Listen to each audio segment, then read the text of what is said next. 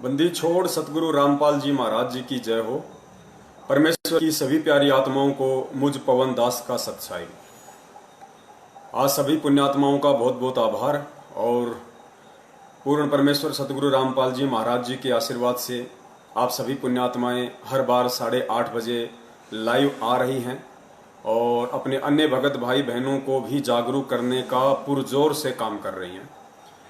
हम सभी सत्सेवक भाई बहनों पे पूर्ण परमेश्वर सतगुरु रामपाल जी महाराज जी की विशेष दया है, उनका विशेष आशीर्वाद है आप और हमारे साथ में। जो परमेश्वर ने इतनी बड़ी दया बख्श रखी है, दाता ने इतनी बड़ी मेहर कर रखी है परमात्मा ने कि सतगुरु प्रगट दिवस 8 सितंबर 2020 के संदेशे आप सभी भगत भाई बहनों के माध्यम से परमात्मा घर घर में पहुंचवा रहा है। और सतगुरुदेव जी की प्रत्येक आत्मा अपने अंतःकरण से ये सोचने पर विवश हो रही है, मजबूर हो रही है कि भाई हम जिन्हें परमात्मा कहते हैं फिर हम उनका जन्मदिन कैसे मना सकते हैं। ये तो सारी भक्ति का ही सत्यानाश हो जाएगा। तो पुण्यात्माओं, आप और हमारी जो सेवा बन रही है सतगुरु आशीर्वाद से, परमेश्वर ने जो सेवा आप और हम जैसे तुच्छ जीवों को बख्श रखी है, पुण्यात्मा उस सेवा का कोई वारन पार नहीं है। आज वर्तमान है और वर्तमान में भगवान कभी भी अपने भगत को श्रेय नहीं देता है। भगत के शरीर छोड़ने के बाद परमात्मा एक महिमा के रूप में फिर आने वाली पीढ़ियों के सामने उन भक्तों की महिमा का एक उदाहरण पेश करता है और आगे आने वाली पीढ़ियां उन भक्तों के जो सुक्रम थे उनको आधार बना के उनसे शिक्षा लेते हुए फिर आगे अपने भक्ति मार्ग को प्रशस्त करती हैं, सावधान रहती हैं।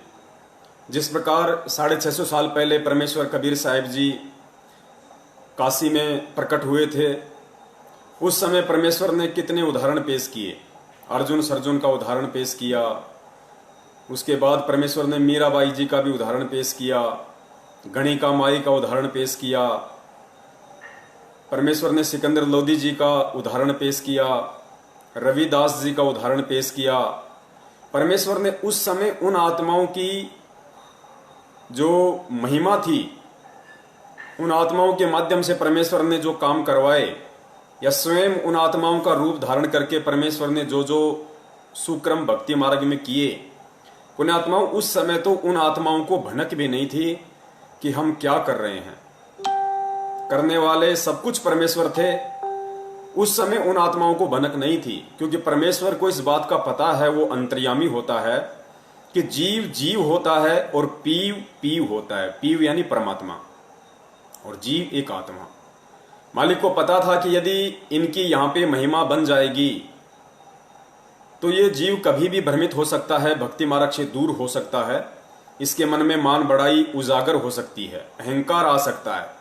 तो परमेश्वर ने उस समय उन आत्माओं के माध्यम से जो जो सुक्रम किए, उन महिमाओं को उस समय वर्णित नहीं किया, लेकिन आज उन आत्माओं के जाने के बाद आज वही उदाहरण आप और हमारे सामने पेश किए जा रहे हैं। उन आत्माओं को महान बताया जाता है। सतगुरुदेव जी कहते हैं कि नानक जी जैसी पुण्य आत्माएं, धर्मदास जी जैसी पुण्य आत्माएं, रविदास जी जैसी पुण्य आत्माएं, पुण्यात्माओं आज उन आत्माओं को एक उदाहरण के रूप में परमेश्वर आप और हमारे सामने पेश कर रहे हैं। ठीक इसी प्रकार, ठीक इसी पैटर्न पे, इस भक्ति मार्ग और विधान के अनुसार सतगुरुदेव जी ने जो हमें अपने अनमोल सत्संगों में जो बताया, जो समझाया, उस आधार से पुण्यात्माओं आज जो काल भगवान के साथ में परमेश्वर के यंत्र सत्सेवकों की ज्ञान आधार से जो लड़ाई चल रही है और जो उदाहरण बन रहे हैं वर्तमान में कि परमेश्वर के बच्चे कितनी शालीनता से, कितने धैर्य के साथ में और किस तरह परमेश्वर के ज्ञान को आधार बनाते हुए विवेक के साथ में इस भक्ति मार्ग पे चल रहे हैं। सांसारिक और सामाजिक जो परिस्थितियां हैं उनको भी साथ साथ निभा रहे हैं और भक्ति मार्ग में परमेश्वर ने हमें जो सेवा दे रखी है, सुमरण दे रखा है, नित्य नियम आरतियां दे रखी हैं, जो नियम और मर्यादाएं दे रखी हैं, उनका भी साथ साथ हम निर्वाह कर रहे हैं। उनको भी हम तन्मयता के साथ में सतगुरु आशीर्वाद से निभा रहे हैं, उनको पूरा कर रहे हैं। पुण्यात्माओं, आने वाले समय में परमेश्वर ने कहा है कि 1000 वर्ष तक कम से कम ये भक्ति मार्ग निर्बाध रूप से चलेगा। यानी कलयुग में जो सतयुग है उसका समय परमेश्वर ने आगामी 1000 वर्ष के लिए निर्धारित किया है। पुण्यात्माओं, आप और हम जीव हैं, हम एक लिमिट समय के लिए यहाँ पे हैं। हमारे श्वासों का लेखा जोखा परमेश्वर ने निर्धारित कर रखा है। कोई 20 साल जिएगा, कोई 25 साल जिएगा, कोई 50 साल जिएगा, तो कोई 70 साल जिएगा। ठीक इसी प्रकार आज जो पूर्ण परमेश्वर कबीर साहिब जी, परम पूज्य सतगुरु रामपाल जी महाराज जी के स्वरूप में 8 सितंबर 1951 से इस पृथ्वी पर प्रकट हैं, विद्यमान हैं। उन्होंने भी काललोक के विधान के अनुसार कि जो आया है वो जाएगा, उस आधार से उन्होंने भी एक दिन ये जो ओवरकोट है जो अपने तेजपुंज के शरीर के ऊपर उन्होंने डाल रखा है, इसको उतारना पड़ेगा, इस कोट को भी छोड़ना पड़ेगा। तो पुण्यात्माओं, 1000 साल तक जो मार्ग चलेगा, उस समय ना ही तो सतगुरुदेव जी इस वर्तमान शरीर में रहेंगे, क्योंकि ये उन्हें भी छोड़ना पड़ेगा काललोक के विधान के अनुसार। और आप और हम जैसी पुण्य आत्माओं की तो औकात ही क्या है, हमें भी छोड़ना पड़ेगा। तो पुण्यात्माओं, आगामी जो आत्माएं हैं जो 1000 वर्ष तक बिना सतगुरुदेव जी की, बिना अपने गुरु की उपस्थिति के जो भक्ति करेंगी, पुण्यात्माओं, उन आत्माओं के लिए क्या आधार रहेगा? वो आत्माएं किस चीज को आधार बना के भक्ति करेंगी, कैसे वो दृढ़ होंगी इस भक्ति मार्ग पे? उन आत्माओं को भक्ति मार्ग पे दृढ़ता के साथ बनाए रखने के लिए, उनको टिकाए रखने के लिए आज परमेश्वर संगत में जो घटनाएं घटित करवा रहे हैं, जो उदाहरण आप और हम जैसे सत्सेवकों के माध्यम से परमात्मा बनवा रहे हैं, पुण्यात्माओं, ये जो एग्जाम्पल हैं, ये आगामी 1000 वर्ष तक जो आत्माएं सत्य भक्ति करेंगी, उन आत्माओं के लिए उदाहरण पेश होगा। तो पुण्यात्माओं, हाथ जोड़ के निवेदन है, हम सेवक हैं, और जब हमें इतना परमेश्वर ने तत्व ज्ञान दिया है, हमें इतनी सद्बुद्धि बख्शी, हमें इतनी दिव्य दृष्टि परमात्मा ने बख्शी है इन चीजों को समझने की, तो पुण्यात्माओं, वर्तमान में हमें जो एक्टिंग मिली हुई है, हमें जो रोल मिला हुआ है, हम उसको तन्मयता के साथ में निभाएं, बिल्कुल धैर्य और विवेक के साथ में हम चलें इस भक्ति मार्ग पे। आज यदि हमने जरा सी भी त्रुटि कर डाली तो आने वाली आत्माएं, उनके ऊपर क्या असर पड़ेगा, वो हमारे विषय में क्या सोचेंगी, ये सर्वविदित है। जिस प्रकार आज हम बात बात पर ये बोल देते हैं कि 650 साल पहले उन 64 लाख ने ज्ञान आधार नहीं बनाया, उन 64 लाख भक्तों ने कबीर साहिब को परमात्मा नहीं माना, उन्होंने परमात्मा को जन्म लिया हुआ मान लिया, उनको नीरू नीमा का बेटा मान लिया, जबकि हम ये विचार नहीं करते कि 650 साल पहले वो आत्माएं आप और हम स्वयं ही थी। तो पुण्यात्माओं, आज जैसे हम 650 साल पहले वाली आत्माओं को दोष दे देते हैं, हम उनको निम्न कैटेगरी में शामिल कर देते हैं कि उन्होंने ऐसी गलती कैसे कर दी। अरे परमात्मा ने 120 साल तक इतना ज्ञान समझाया, अरे उस परमात्मा ने तो लीला की थी, रविदास जी से हाथी किराए पे मंगवाया था, अपनी बेटी गणिका से कहा था कि बेटी तू कल सज धज के आना, बोलो जी पिताजी जैसी आपकी आज्ञा। रविदास जी को पीलवान बना दिया, अपनी बेटी को हार श्रृंगार के साथ हाथी पे बैठा दिया, स्वयं वो परमात्मा अपनी बेटी के पीछे बैठ गया, हाथ में एक बोतल ले ली जिसमें गंगा जल था, और अपनी बेटी के कंधे पे हाथ रख लिया, और रविदास जी हाथी को हाँकने लग गए काशी के बाजार से। आज हम कह रहे हैं कि उस समय कैसे बुद्धि नहीं आई, इतना ज्ञान लेने के बाद कैसे उन लोगों ने विचार नहीं किया कि वो परमेश्वर जिसने 120 साल तक इतना ज्ञान दिया, हमने कैसे ये सोच लिया कि वो परमात्मा शराब पिएगा, वो परमात्मा एक वैश्या के साथ में इस तरीके से व्यवहार करेगा। पुण्यात्माओं, वो और कोई नहीं थे, वो आप और हम ही थे।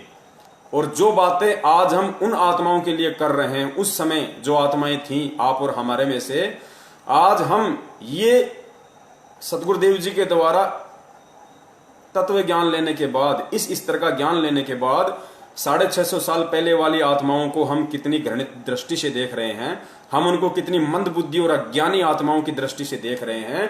तो कहीं ऐसा ना हो पुण्यात्माओं कि इस पृथ्वी पे 8 सितंबर 1951 के दिन वो पूर्ण ब्रह्म परमेश्वर कबीर साहिब सतगुरु रामपाल जी महाराज जी के रूप में प्रकट है, और 27 वर्षों से सन 1994 से 18 नवंबर सन 2014 तक हमने उनसे जो अनमोल ज्ञान लिया 27 वर्षों तक, कहीं ऐसा ना हो कि वो ज्ञान लेने के बाद 8 सितंबर 2020 के दिन कुछ मनवस लोगों के कहने पे भेड़ चाल में चलते हुए हम उनका जन्मदिन मनाने की महाभूल कर बैठे हैं।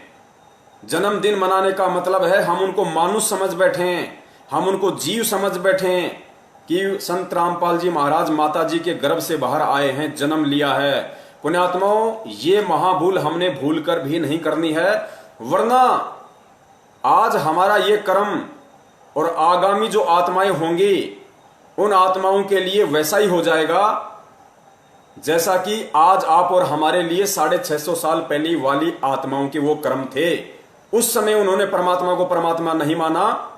कहीं ऐसा ना हो कि आज हम 8 सितंबर के दिन उस अविनाशी, उस अजन्मा, उस स्वयंभू परमात्मा सतगुरु रामपाल जी महाराज जी का जन्मदिन मनाकर और आगे आने वाली जो आत्माएं इस भक्ति मार्ग में हैं, कहीं हम उनके लिए मजाक ना बन जाएं। कहीं वो आत्माएं आपस में ये चर्चा ना करें कि उन मूर्खों को कैसे समझ में नहीं आया, 27 वर्षों तक क्या उन्होंने बाहर झोंका था, क्या उन्होंने परमेश्वर से ज्ञान नहीं लिया, क्या उन्होंने ज्ञान का अचार डाल दिया था, इस कान से सुन के इस कान से क्यों निकाल दिया, परमेश्वर ने कौन सी कमी छोड़ दी थी अपना अनमोल तत्व ज्ञान देने में, क्या उन मूर्खों को परमेश्वर ने लाभ नहीं दिए। अरे मालिक ने तो इतने लोगों को, मुर्दों को जीवित किया, जिनकी उम्र नहीं थी उनको उम्र दी भक्ति के लिए, लोगों के रोग ठीक किए, कैंसर ठीक किया, एड्स ठीक किया, लाइलाज बीमारियां ठीक की। फिर वो निकम्मे, वो मंदबुद्धि आत्माएं, पुण्यात्माओं, आप और हमारे लिए वो शब्द यूज होंगे यदि 8 सितंबर को हमने ये महागलती कर दी तो इस गलती से कौन कौन पुण्य आत्माएं बचना चाहती है और कौन कौन पुण्य आत्माएं नहीं बचना चाहती है, इसका निर्णय आपने केवल और केवल सतगुरुदेव जी के ज्ञान को ही आधार बनाकर करना पड़ेगा। इसके अलावा इस दुनिया में और ऐसा कोई थर्मामीटर नहीं है, ऐसा कोई भी पैमाना नहीं है जिससे आप ये माप सको, आप ये नाप सको कि संत रामपाल जी महाराज जी माता जी से जन्म लेकर आए थे या फिर 8 सितंबर 1951 के दिन वो प्रकट हुए थे। और पुण्यात्माओं, पूर्ण परमेश्वर सतगुरु रामपाल जी महाराज जी ने अब तो अपने सत्संगों के माध्यम से इतनी बड़ी दया कर रखी है कि कुछ भी समझना नामुमकिन नहीं है। पुण्यात्माओं, दुनिया धोखा खा सकती है क्योंकि दुनिया के पास में केवल ज्ञान है, तत्व ज्ञान नहीं है। और हम भक्तों को परमेश्वर ने वो अनमोल तत्व ज्ञान दिया है, वो टॉर्च दी है जिससे हम गहरे से गहरे अंधेरे में भी देख सकते हैं। उस तार्किक शक्ति से, इस तत्व ज्ञान आधारित दिव्य दृष्टि से परमेश्वर ने जो दूरदृष्टि हमें दी है, इस ज्ञान आधार से हमें जो आगे का दिखाई दे रहा है। दुनिया को नहीं पता, दुनिया तो मजाक मानती है, कोई नरक नहीं, कोई गधा नहीं बनता, कोई सुअर नहीं बनता। लेकिन आप और हम जिन्होंने परमेश्वर के ज्ञान को आधार बनाया है, आज वो डर रहे हैं, आज वो डरने लग गए कि यदि भक्ति नहीं करी, उल्टे कर्म किए तो परमेश्वर ने कितने उदाहरण पेश किए हैं, कितने उदाहरण पेश किए। जैन धर्म के प्रवर्तक ऋषभदेव के पुत्र महावीर जैन का इतिहास परमेश्वर ने हमें पढ़ाया कि महावीर जैन की आत्मा कितनी बार गधा बनी, कितनी बार बिल्ली बनी, कितनी बार धोबी बना, कितनी बार घोड़ा बना, पुण्यात्माओं कितनी बार कुत्ता बना, पता नहीं 20 करोड़ बार बिल्ली, 10 करोड़ बार हाथी, 60,000 बार नपुंसक के जीवन, कितने लाख वर्ष धोबी, कितने कितने कष्ट उन्होंने सहे। क्यों? क्योंकि परमेश्वर ने तत्व ज्ञान हमें दे दिया। तो अब हमें यकीन हो गया कि वास्तव में जो हमारे सतगुरुदेव जी ने अपने मुखार विंद से वर्णन कर दिया वो परम सत्य है, उसमें मीन में की कोई गुंजाइश नहीं है। और सत्संगों में तो परमेश्वर ने अपने परमेश्वर होने के इतने उदाहरण पेश कर दिए, ज्ञानी आत्मा को समझने में तनिक भी देर नहीं करनी चाहिए। ऐसा ही एक छोटा सा और सत्संग है परमेश्वर का, वो आप जी सुनिए और मालिक दया करेंगे, बड़ी आसानी से समझ में आएगा। देखो, परमेश्वर पूर्ण संत केवल इशारा करेगा, संकेत करेगा और संकेतों से ही फिर हमने इस चीज को समझना पड़ेगा। तो परमेश्वर दया करें, एक छोटा सा वीडियो क्लिप है मालिक का, परमेश्वर क्या बताना चाह रहा है। परमात्मा ने ये बात कही उस समय जब वो स्वयं आए हुए थे, तो वो अपने से अतिरिक्त बोलते हैं। तो आज दास कह रहा है कि इस दास के अतिरिक्त पूरे विश्व में किसी के पास भी आध्यात्मिक यथार्थ मार्ग नहीं है, पूर्ण मोक्ष मार्ग नहीं है, शास्त्र अनुकूल साधना किसी के पास भी नहीं है। दोबारा सुनना पुण्यात्मा, या चाहे कड़वी लागे चाहे मीठी, बात सच्ची है। अभिमान नहीं, परमेश्वर अपने तत्व ज्ञान समझ अतिरिक्त ही बोलते हैं। सुनना, परमात्मा ने ये बात कही उस समय जब वो स्वयं आए बैठे तो अपने से अतिरिक्त बोलते हैं, अपने से अतिरिक्त। तो आज दास कह रहा है कि इस दास के अतिरिक्त पूरे विश्व में किसी के पास भी आध्यात्मिक यथार्थ मार्ग नहीं है। पुण्यात्माओं, पूर्ण परमेश्वर सतगुरु रामपाल जी महाराज जी ने ये जो 20 सेकंड का छोटा सा जो वीडियो आप और हमारे सामने प्रस्तुत किया है, पेश किया है, इसमें कितना बड़ा रहस्य छुपा है। परमेश्वर ने साबित कर दिया कि मैं ही कबीर हूं, मैं ही परमेश्वर हूं। इन्होंने क्या कहा कि परमेश्वर जब भी आते हैं वो अपने से अतिरिक्त ही बोलते हैं। परमेश्वर जब भी आते हैं अपने से अतिरिक्त ही बोलते हैं।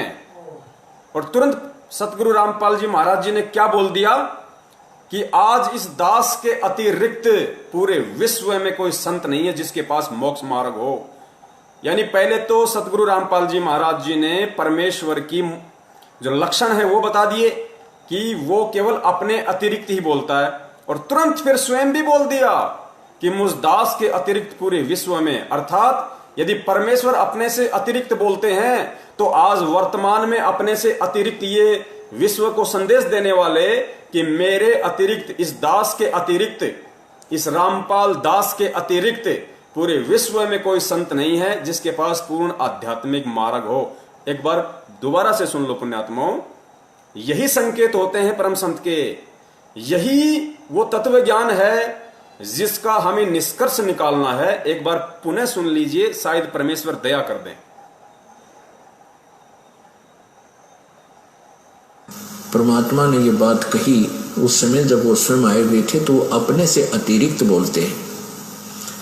तो आज दास कह रहा है कि इस दास के अतिरिक्त पूरे विश्व में किसी के पास भी आध्यात्मिक यथार्थ मार्ग नहीं है, पूर्ण मोक्ष मार्ग नहीं है, शास्त्र अनुकूल साधना किसी के पास भी नहीं है।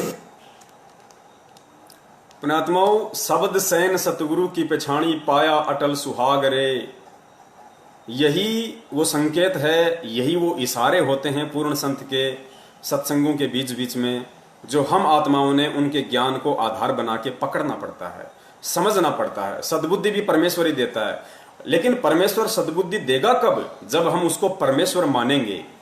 यदि हम उनको खाली रामपाल मानेंगे, कोई संत मानेंगे, एक साधारण सा गुरु मानेंगे, तो वो सद्बुद्धि, वो परमेश्वर बख्शिश नहीं करेगा जिसकी हमें अति आवश्यकता है। क्योंकि भक्ति मार्ग में गुरुदेव ने बताया कि बिना विश्वास के, यदि आपको भक्ति मार्ग में विश्वास नहीं है, क्योंकि भक्ति मार्ग का आधार क्या है? भक्ति मार्ग का आधार सर्वप्रथम शास्त्र होता है, और शास्त्र से जब यह साबित हो जाता है कि पूर्ण संत कौन है, और यदि आप उस पूर्ण संत की शरण में आ जाते हो, तो उसके बाद भक्ति मार्ग का आधार वो शास्त्र ना होकर वो परम संत हो जाता है। आपका गुरु ही आपका आधार हो जाता है। गुरुदेव कहते हैं ना, भाई कर ले गुरु वकील मुकदमा भारी है, भाई कर ले गुरु वकील मुकदमा भारी है। हम शरीर छोड़ते वक्त सोचें कि ये शास्त्र अपने कांख में दबा के ऊपर ले चलेंगे और हम पार हो जाएंगे, नहीं, हमें सतगुरु की ही आवश्यकता पड़ेगी। इसलिए इस भक्ति मार्ग में जब तक हमें विश्वास नहीं होगा, क्या विश्वास नहीं होगा कि मैं जिनकी भक्ति कर रहा हूं और मैं जिनकी शरण में हूं वो कोई परम शक्ति है या नहीं है। एक छोटी सी ऑडियो क्लिप, क्योंकि ये थोड़ी भूमिका बन रही है पुण्यात्माओं, आगे परमेश्वर आज जो खुलासा करवाएंगे, क्योंकि बहुत सारे भगत भाइयों की काफी शंकाओं का तो परमेश्वर ने वीडियो बनवा के 2-4 दिन से काफी तो निवारण हो गया है उनकी शंकाओं का, लेकिन कुछ एक भगत भाइयों की ये शंका रह गई कि भाई बाकी बात तो ठीक है, हमारे समझ में आ गई कि संत रामपाल जी महाराज जी अकेले वो संत हैं जिन्होंने दुनिया में ये अनमोल तत्व ज्ञान दिया है। शास्त्रों को खोल खोल कर खुले में टीवी चैनलों पे यदि किसी ने दिखाया है तो केवल हमारे पूज्य गुरुदेव सतगुरु रामपाल जी महाराज जी हैं। लेकिन हमारे शंका इतनी सी है कि भाई कबीर साहिब जी ने कभी शादी नहीं की, कबीर साहिब जी के कभी बच्चे पैदा नहीं हुए, तो समझ में हमारे ये नहीं आ रहा कि यदि 8 सितंबर 1951 से यदि वो प्रकट हैं, संत रामपाल जी महाराज जी के स्वरूप, उनके शरीर को काम में लेते हुए यदि साक्षात वो कबीर परमेश्वर ही उनके स्वरूप है, उस रूप में है, तो शादी क्यों की? अंजू मंजू वीरेंद्र और मनोज को पैदा क्यों किया? अनारो माई के पति क्यों कहलाए? ये परमेश्वर के तो ये कर्म नहीं होते कि वो शादी करता है, वो बच्चे पैदा करे। अब इस बात को तो हम झुठला भी नहीं सकते, क्योंकि उनके 4 बच्चे भी हैं, उन्होंने शादी भी की है। तो पुण्यात्माओं, आज का ये महत्वपूर्ण विषय होगा और ससबूत परमेश्वर इसको साबित करवा देंगे, आज ही करवा देंगे। हमारा एक भाई था पहले, अब तो वो गुरुद्रोही हो गया। देखो पुण्यात्माओं, आत्मा सब परमात्मा की है, चाहे गुरुद्रोही की हो या चाहे वर्तमान भगत की हो। राग द्वेष हमें ना गुरुद्रोही से करना है, ना हमें किसी जगत वाले से करना है, ना हमें किसी वर्तमान से करना है। तो परमेश्वर ने सिखाया ही नहीं। गुरुद्रोही अपना क्रम भोगेगा, भगत अपना सुक्रम पाएगा। ठीक है, हमें जो मर्यादा जो परमात्मा ने बताई है, गुरुद्रोही से जो बचने के तरीके परमेश्वर ने बताए हैं, हमें उनको अवश्य फॉलो करना है। बाकी राग द्वेष हमें किसी से नहीं करना। तो हमारा जो संजय भाई था वो अभी गुरुद्रोही हो चुका है, पूर्ण रूप से गुरुद्रोही हो चुका है। स्वयं वो जगत गुरु की उपाधि ले चुका है, पूर्ण गुरु की उपाधि ले चुका है, तत्वदर्शी संत की उपाधि ले चुका है वो। और उसी के जैसी कुछ माड़े संस्कार वाली जो आत्माएं हैं वो उसके पीछे लगी हुई हैं, उसको दंडवत प्रणाम कर रही हैं, उसके लिए 56 भोग लगा रही हैं। वो स्वयं 56 भोग लगाता है, बाकी उसका जो झूठा है वो अन्य भगत खा रहे हैं वहां पे हिमाचल में। तो वो भाई कहा करता था कि परमेश्वर साबित करवा देंगे, परमेश्वर साबित करवा देंगे। इसलिए दास कह रहा है कि ये पवनदास परमात्मा का कुत्ता ये नहीं कहेगा कि परमात्मा साबित करवा देंगे, परमात्मा साबित करवा देंगे। नहीं, परमेश्वर आज इसी वीडियो में साबित करवा देंगे, दास ये कह रहा है। तो भक्ति में विश्वास और कितना जरूरी है परमेश्वर पे। गुरुजी ने कितनी बार सत्संगों में जिक्र किया, बार बार किया कि बिना विश्वास के भक्ति निष्फल है। और एक छोटी सी ऑडियो क्लिप परमेश्वर की आप और सुन लीजिए, उसके बाद भूमिका जबरदस्त बन जाएगी। क्योंकि पुण्यात्माओं, जब तक यदि कोई मकान बनाना चाहता है, कोई बिल्डिंग खड़ी करना चाहता है, तो गुरुदेव ने बताया कि फाउंडेशन बहुत स्ट्रांग होना चाहिए, मजबूत होना चाहिए, नींव मजबूत होनी चाहिए। नींव जितनी मजबूत होगी, बिल्डिंग चाहे उसके ऊपर उतनी ही ऊंची खड़ी कर लो, जरा सा भी दिक्कत नहीं आएगी। तो हमें थोड़ी भूमिका बनानी पड़ेगी पहले, उसके बाद फिर हम आज जो खुलासे होंगे जो परमेश्वर की दया से, उसके बाद हमें पक्का यकीन हो जाएगा कि वास्तव में यही लीला है परमेश्वर की। इसी लीला में तरीके से हम जिन्हें सतगुरुदेव जी, संत रामपाल जी महाराज जी यानी पूर्ण ब्रह्म कबीर साहिब जी का बेटा बेटी कहते हैं, अंजू मंजू मरन मनोज वीरेंद्र, भाई ये संत रामपाल जी महाराज जी के बेटा बेटी नहीं, ये तो लीला कुछ और है जो परमेश्वर आगे साबित करवाएंगे। तो ये छोटी सी ऑडियो क्लिप हम और सुने परमेश्वर के मुख कमल से कि भक्ति मार्ग में विश्वास की क्या महत्वता है। अब उधर से परमात्मा उसी दिन रात्रि में सत्संग कर रहे थे 7-8 बजे से, और सर्दियों का मौसम था। अब कुछ भक्त सामने आसपास बैठे थे। एकदम परमात्मा ने क्या किया, ऐसे मुंह पर करनो हाथ फेर कर ऐसे झटका दिया। आसपास के बैठे भक्तां के छिट्टे, पास के बैठे भक्तां के छिट्टे लगे। उन्होंने सोचा भी पसीने कैसे आगे सर्दी में, गुरुजी आपके पसीने आगे? तो प्रभु बोले ना भाई, पसीने को नहीं आए। और क्या था, ये पानी कहाँ से आ गया? कि मेरे भगत का जहाज डूबा था, दामोदर सेठ नहीं था भी नाम लेकर गया था, कहाँ जी, हाँ जी, उसका जहाज डूबा था भाई। अब वो उसने बचा कर आया हूँ। अब वो भगत सोच रहे थे अब भाई, अब क्योंकि हम भक्ति अवश्य करते हैं लेकिन विश्वास दृढ़ नहीं होता। अब परमात्मा कहते हैं कहाँ हो तो हरि नाम से, जब मन में नहीं विश्वास, बिना विश्वास के जो भक्ति करते हैं वो सफल नहीं होते। तो वो कच्चे से थे और मन में उनका यूं थी, ऐसे ही शब्द गा रहे थे, ज्ञान सुना रहे थे, पसीने आगे होंगे, हमारे सामने बैठे और वहां कैसे समुद्र में जहाज बचा के आए हैं। वो तो बात कही आई। परमेश्वर कह रहे हैं कि क्या होत हरि नाम बिना, क्या होत हरि नाम से जो मन में ना विश्वास। यानी यदि आपने अपने सतगुरुदेव जी से नाम दीक्षा भी ले ली, क्या होत हरि नाम बिन, गुरु नाम नहीं कहा, हरि नाम। हरि कौन? हमारे पूज्य परमेश्वर। तो क्या होत हरि नाम से जो मन में ना विश्वास। परमेश्वर कहते हैं यदि तुम्हें इतना भी विश्वास नहीं है कि मैं जिसकी भक्ति कर रहा हूं, जिसने मुझे नाम दीक्षा दी है, वो कौन है? वो खाली एक संत है या सारी सृष्टि का रचनहार है? जब तक तुम्हें इतना भी विश्वास नहीं होगा तो उस नाम का कोई यूज नहीं है, चाहे रात दिन उसके रट्टे लगाते रहना। गुरुदेव कहते हैं ठीक है, जैसा करोगे वैसा मिल जाएगा, लेकिन जिस चीज के लिए हम भक्ति कर रहे हैं, जो पापड़ बेल रहे हैं, संघर्ष कर रहे हैं, वो है मोक्ष। मोक्ष नहीं हो पाएगा जब तक हम गुरुदेव पे विश्वास नहीं करेंगे।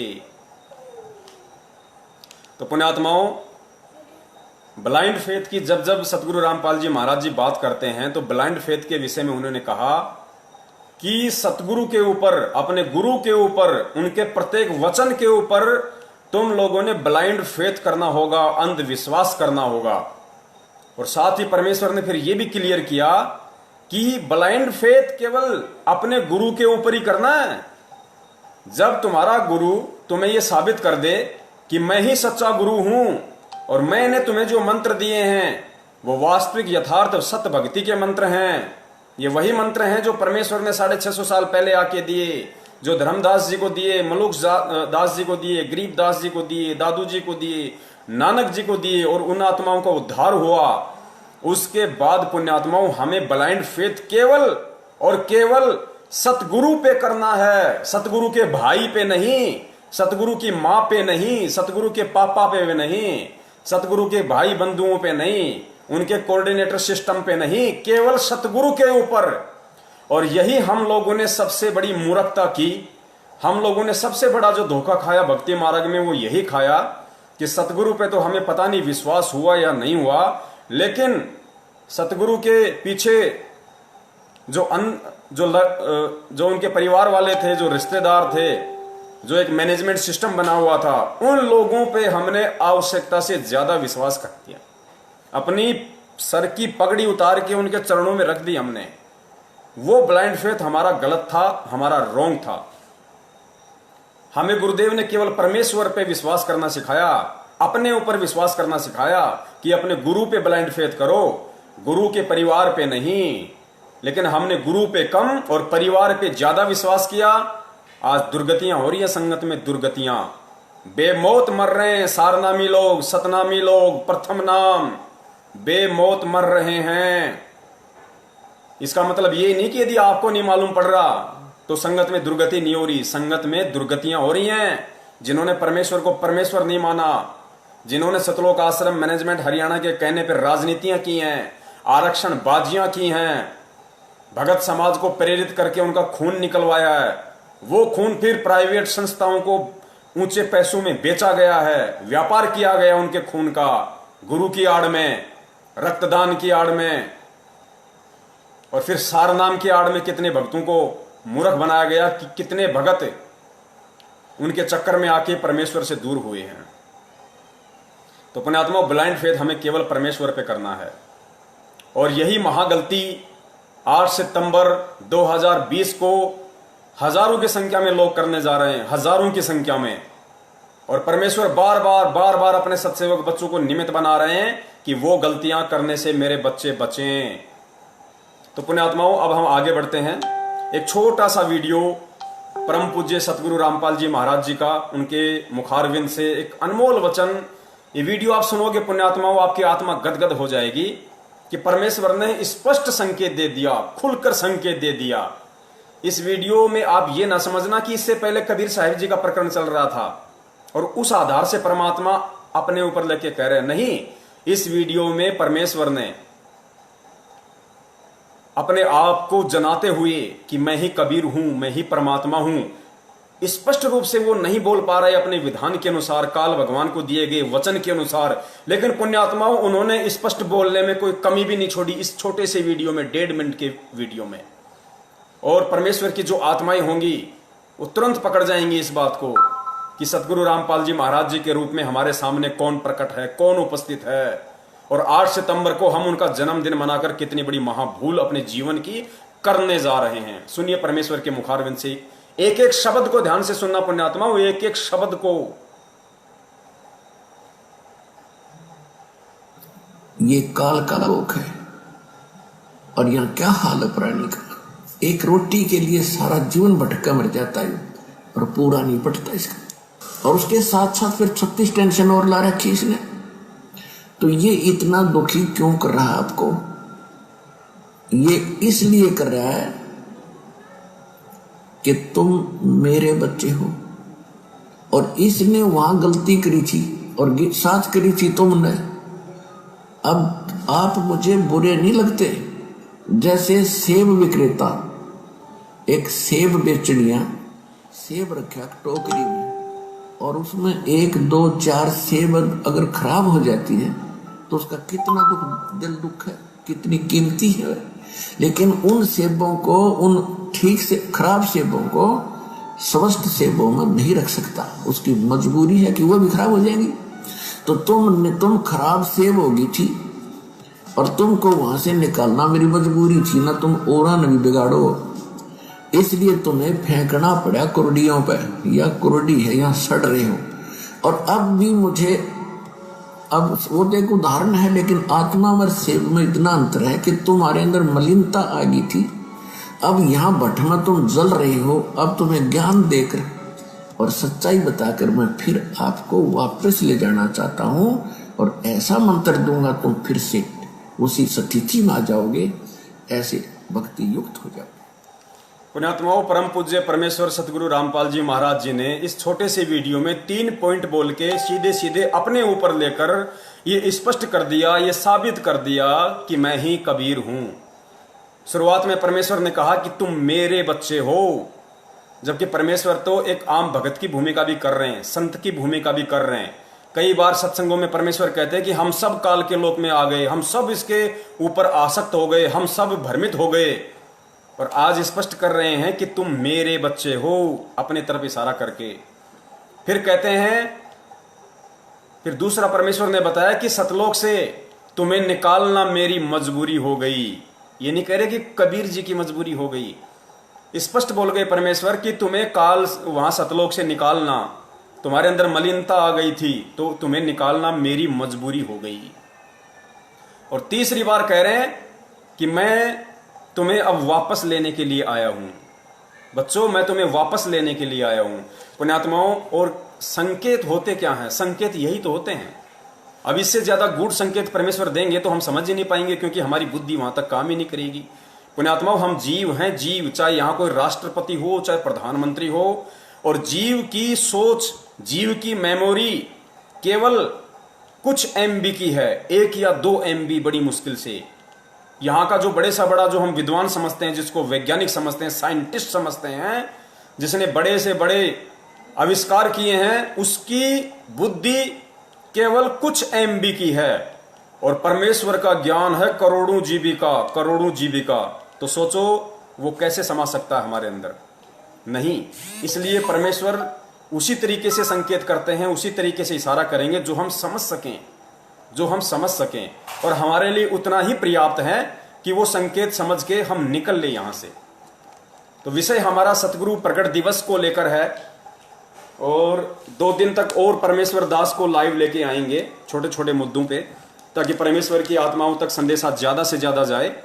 और दास निवेदन करेगा, अब आगे परमेश्वर महाखुलासा करवाएंगे उस बात का जिन लोगों को यह शंका है कि यदि आपके गुरु सतगुरु रामपाल जी महाराज परमात्मा हैं, पूर्ण ब्रह्म परमेश्वर हैं, यदि वो प्रकट हुए हैं, आज साक्षात संत रामपाल जी महाराज के स्वरूप में हैं, तो फिर उनके बच्चे क्यों, उन्होंने शादी क्यों की, उन्होंने स्त्री भोग क्यों किया? तो उसके लिए दास निवेदन करेगा, ज्यादा से ज्यादा आप जी शेयर को बटन दबाएं, शेयर का बटन दबाएं, और ज्यादा से ज्यादा जितने भी फेसबुक के ग्रुप हैं, क्योंकि पुण्यात्माओं मजा तभी आएगा जब संदेशा हमारे भगत भाइयों तक ज्यादा से ज्यादा जाएगा। पुण्यात्माओं, भगत ही नहीं, जगत वालों को भी परमेश्वर के वचन सुनने में बड़ा आनंद आ रहा है वर्तमान में, क्योंकि हर आदमी दुखी है और हर आत्मा परमात्मा की है, और ऊपर से ठीक का समय आ गया। तो पुण्यात्माओं, बच के कोई निकल नहीं सकता, सबको इस परमेश्वर की शरण में आना पड़ेगा। तो अब हम बढ़ते हैं हमारे उस खुलासे की तरफ जो परमेश्वर ने आज हम दासों को निमित्त बनाया है भगत और जगत को संदेशा दिलवाने के लिए। तो पुण्यात्माओं, सतगुरुदेव जी ने अपने सत्संगों में कोई कमी नहीं छोड़ी, हर पॉइंट को उन्होंने क्लियर किया है। अब कमी यदि ना समझी कि कहीं ना कहीं है तो केवल हम जीवों की है, क्योंकि या तो हम ध्यान से उनके सत्संग नहीं सुनते, या फिर हम परमेश्वर को परमेश्वर ना मान के और एक आम संत की तरह उनके साथ व्यवहार करते हैं और भक्ति भी करते रहते हैं, तो वो सद्बुद्धि हमें बख्शिश नहीं होगी जो एक सुयोग्य भगत को होनी चाहिए। तो इस बात का जो सबूत है, जो खुलासा है, वो सन 2012 में ही परमेश्वर सतगुरु रामपाल जी महाराज जी ने सतलोक आश्रम बरवाला में ये पुस्तक लिखी थी जिसका नाम है कबीर सागर का सरलार्थ। इसको 2016 में सतलोक आश्रम मैनेजमेंट हरियाणा ने टाइपिंग करवा कर अपने धार्मिक व्यापार के लिए संगत में भिजवा दिया, बंटवा दिया इसको। लेकिन और कहा कि सन 2016 में एक लेटर निकाला इन लोगों ने कि संत रामपाल जी महाराज जी ने हिसार जेल से लिख के भेजा है 400 पेज का कबीर सागर, जबकि इसकी भूमिका में लिखा हुआ है, आप पढ़ना पुण्यात्माओं, दास इतना नहीं पढ़ा पाएगा आपको सारा, क्योंकि समय का अभाव है, इंटरनेट का भी अभाव है, दास के पास इतना नेट नहीं है।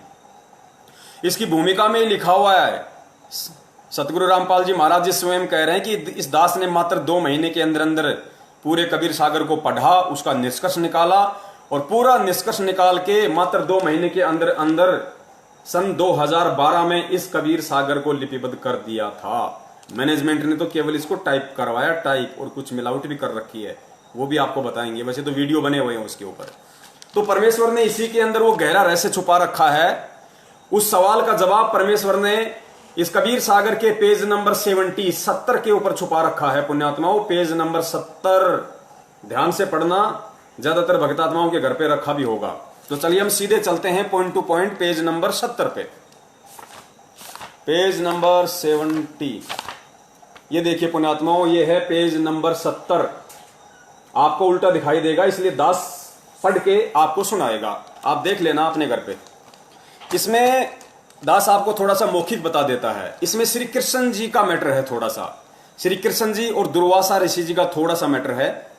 और मैटर ये है कि परमेश्वर ने ये जो अनमोल कथा इस कबीर सागर के पेज नंबर 70 पे लिपिबद्ध की है, इसका बहुत बड़ा रहस्य था।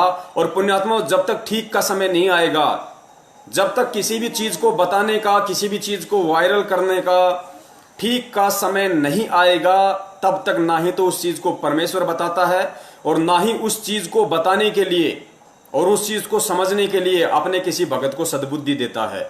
जब ठीक का समय आएगा तो परमात्मा भैसाराम से भी वेद मंत्र बुलवा देगा, वो इतना समर्थ है। तो दास की और मेरे जितने भी सत्सेवक भाई बहन हैं, उनकी कोई औकात नहीं है कि हम आप लोगों को इस वक्त ये संदेश दे सकें। हमारी स्थिति तो उस गधे की जैसी है जिसके विषय में कहा जाता है कि अल्लाह मेहरबान तो गधा पहलवान। तो हमारे ऊपर तो हमारे पूर्ण ब्रह्म परमेश्वर, वो अल्लाह, वो सतगुरु रामपाल जी महाराज जी मेहर है, उनकी मेहर है, वो मेहरबान है, जो हम जैसे गधों को पहलवान बना के संगत में छोड़ रखा है और अपने भगत भाई बहनों तक संदेशे जा रहे हैं। तो इसमें जो प्रकरण है वो दुर्वासा ऋषि और श्री कृष्ण जी को लेकर है। दास थोड़ा सा मौखिक बता देता है, फिर आपको ये पढ़कर भी बता देगा ताकि आपको और अच्छे से समझ में आए। तो परमेश्वर ने इसमें लिखा है, चलो पहले दास आपको पढ़ के बता देता है पुण्यात्माओं। श्री कृष्ण जति और दुर्वासा निराहारी थे। श्री कृष्ण जी जति पुण्यात्माओं, इसी कबीर सागर के पेज नंबर 70 पे परमेश्वर ने 2 प्रकार के जति बताए। एक जति वो होता है जो कभी स्त्री भोग नहीं करता, और दूसरा जति वो होता है जो सिवाय अपनी औरत के अन्य किसी के साथ भोग नहीं करता है। 2 प्रकार के परमेश्वर ने जति बताए हैं। पुण्यात्माओं, अंतर्यामी परमेश्वर को मालूम था इस बात का कि दुनिया तो बहुत देरी से समझेगी, मेरे से नाम उपदेशी जो भगत हैं उनके 2 ग्रुप बनेंगे, ए और बी, सत्सेवक और मैनेजमेंट, और आपस में उनका इन बातों पे तर्क वितर्क होगा, वाद विवाद होगा।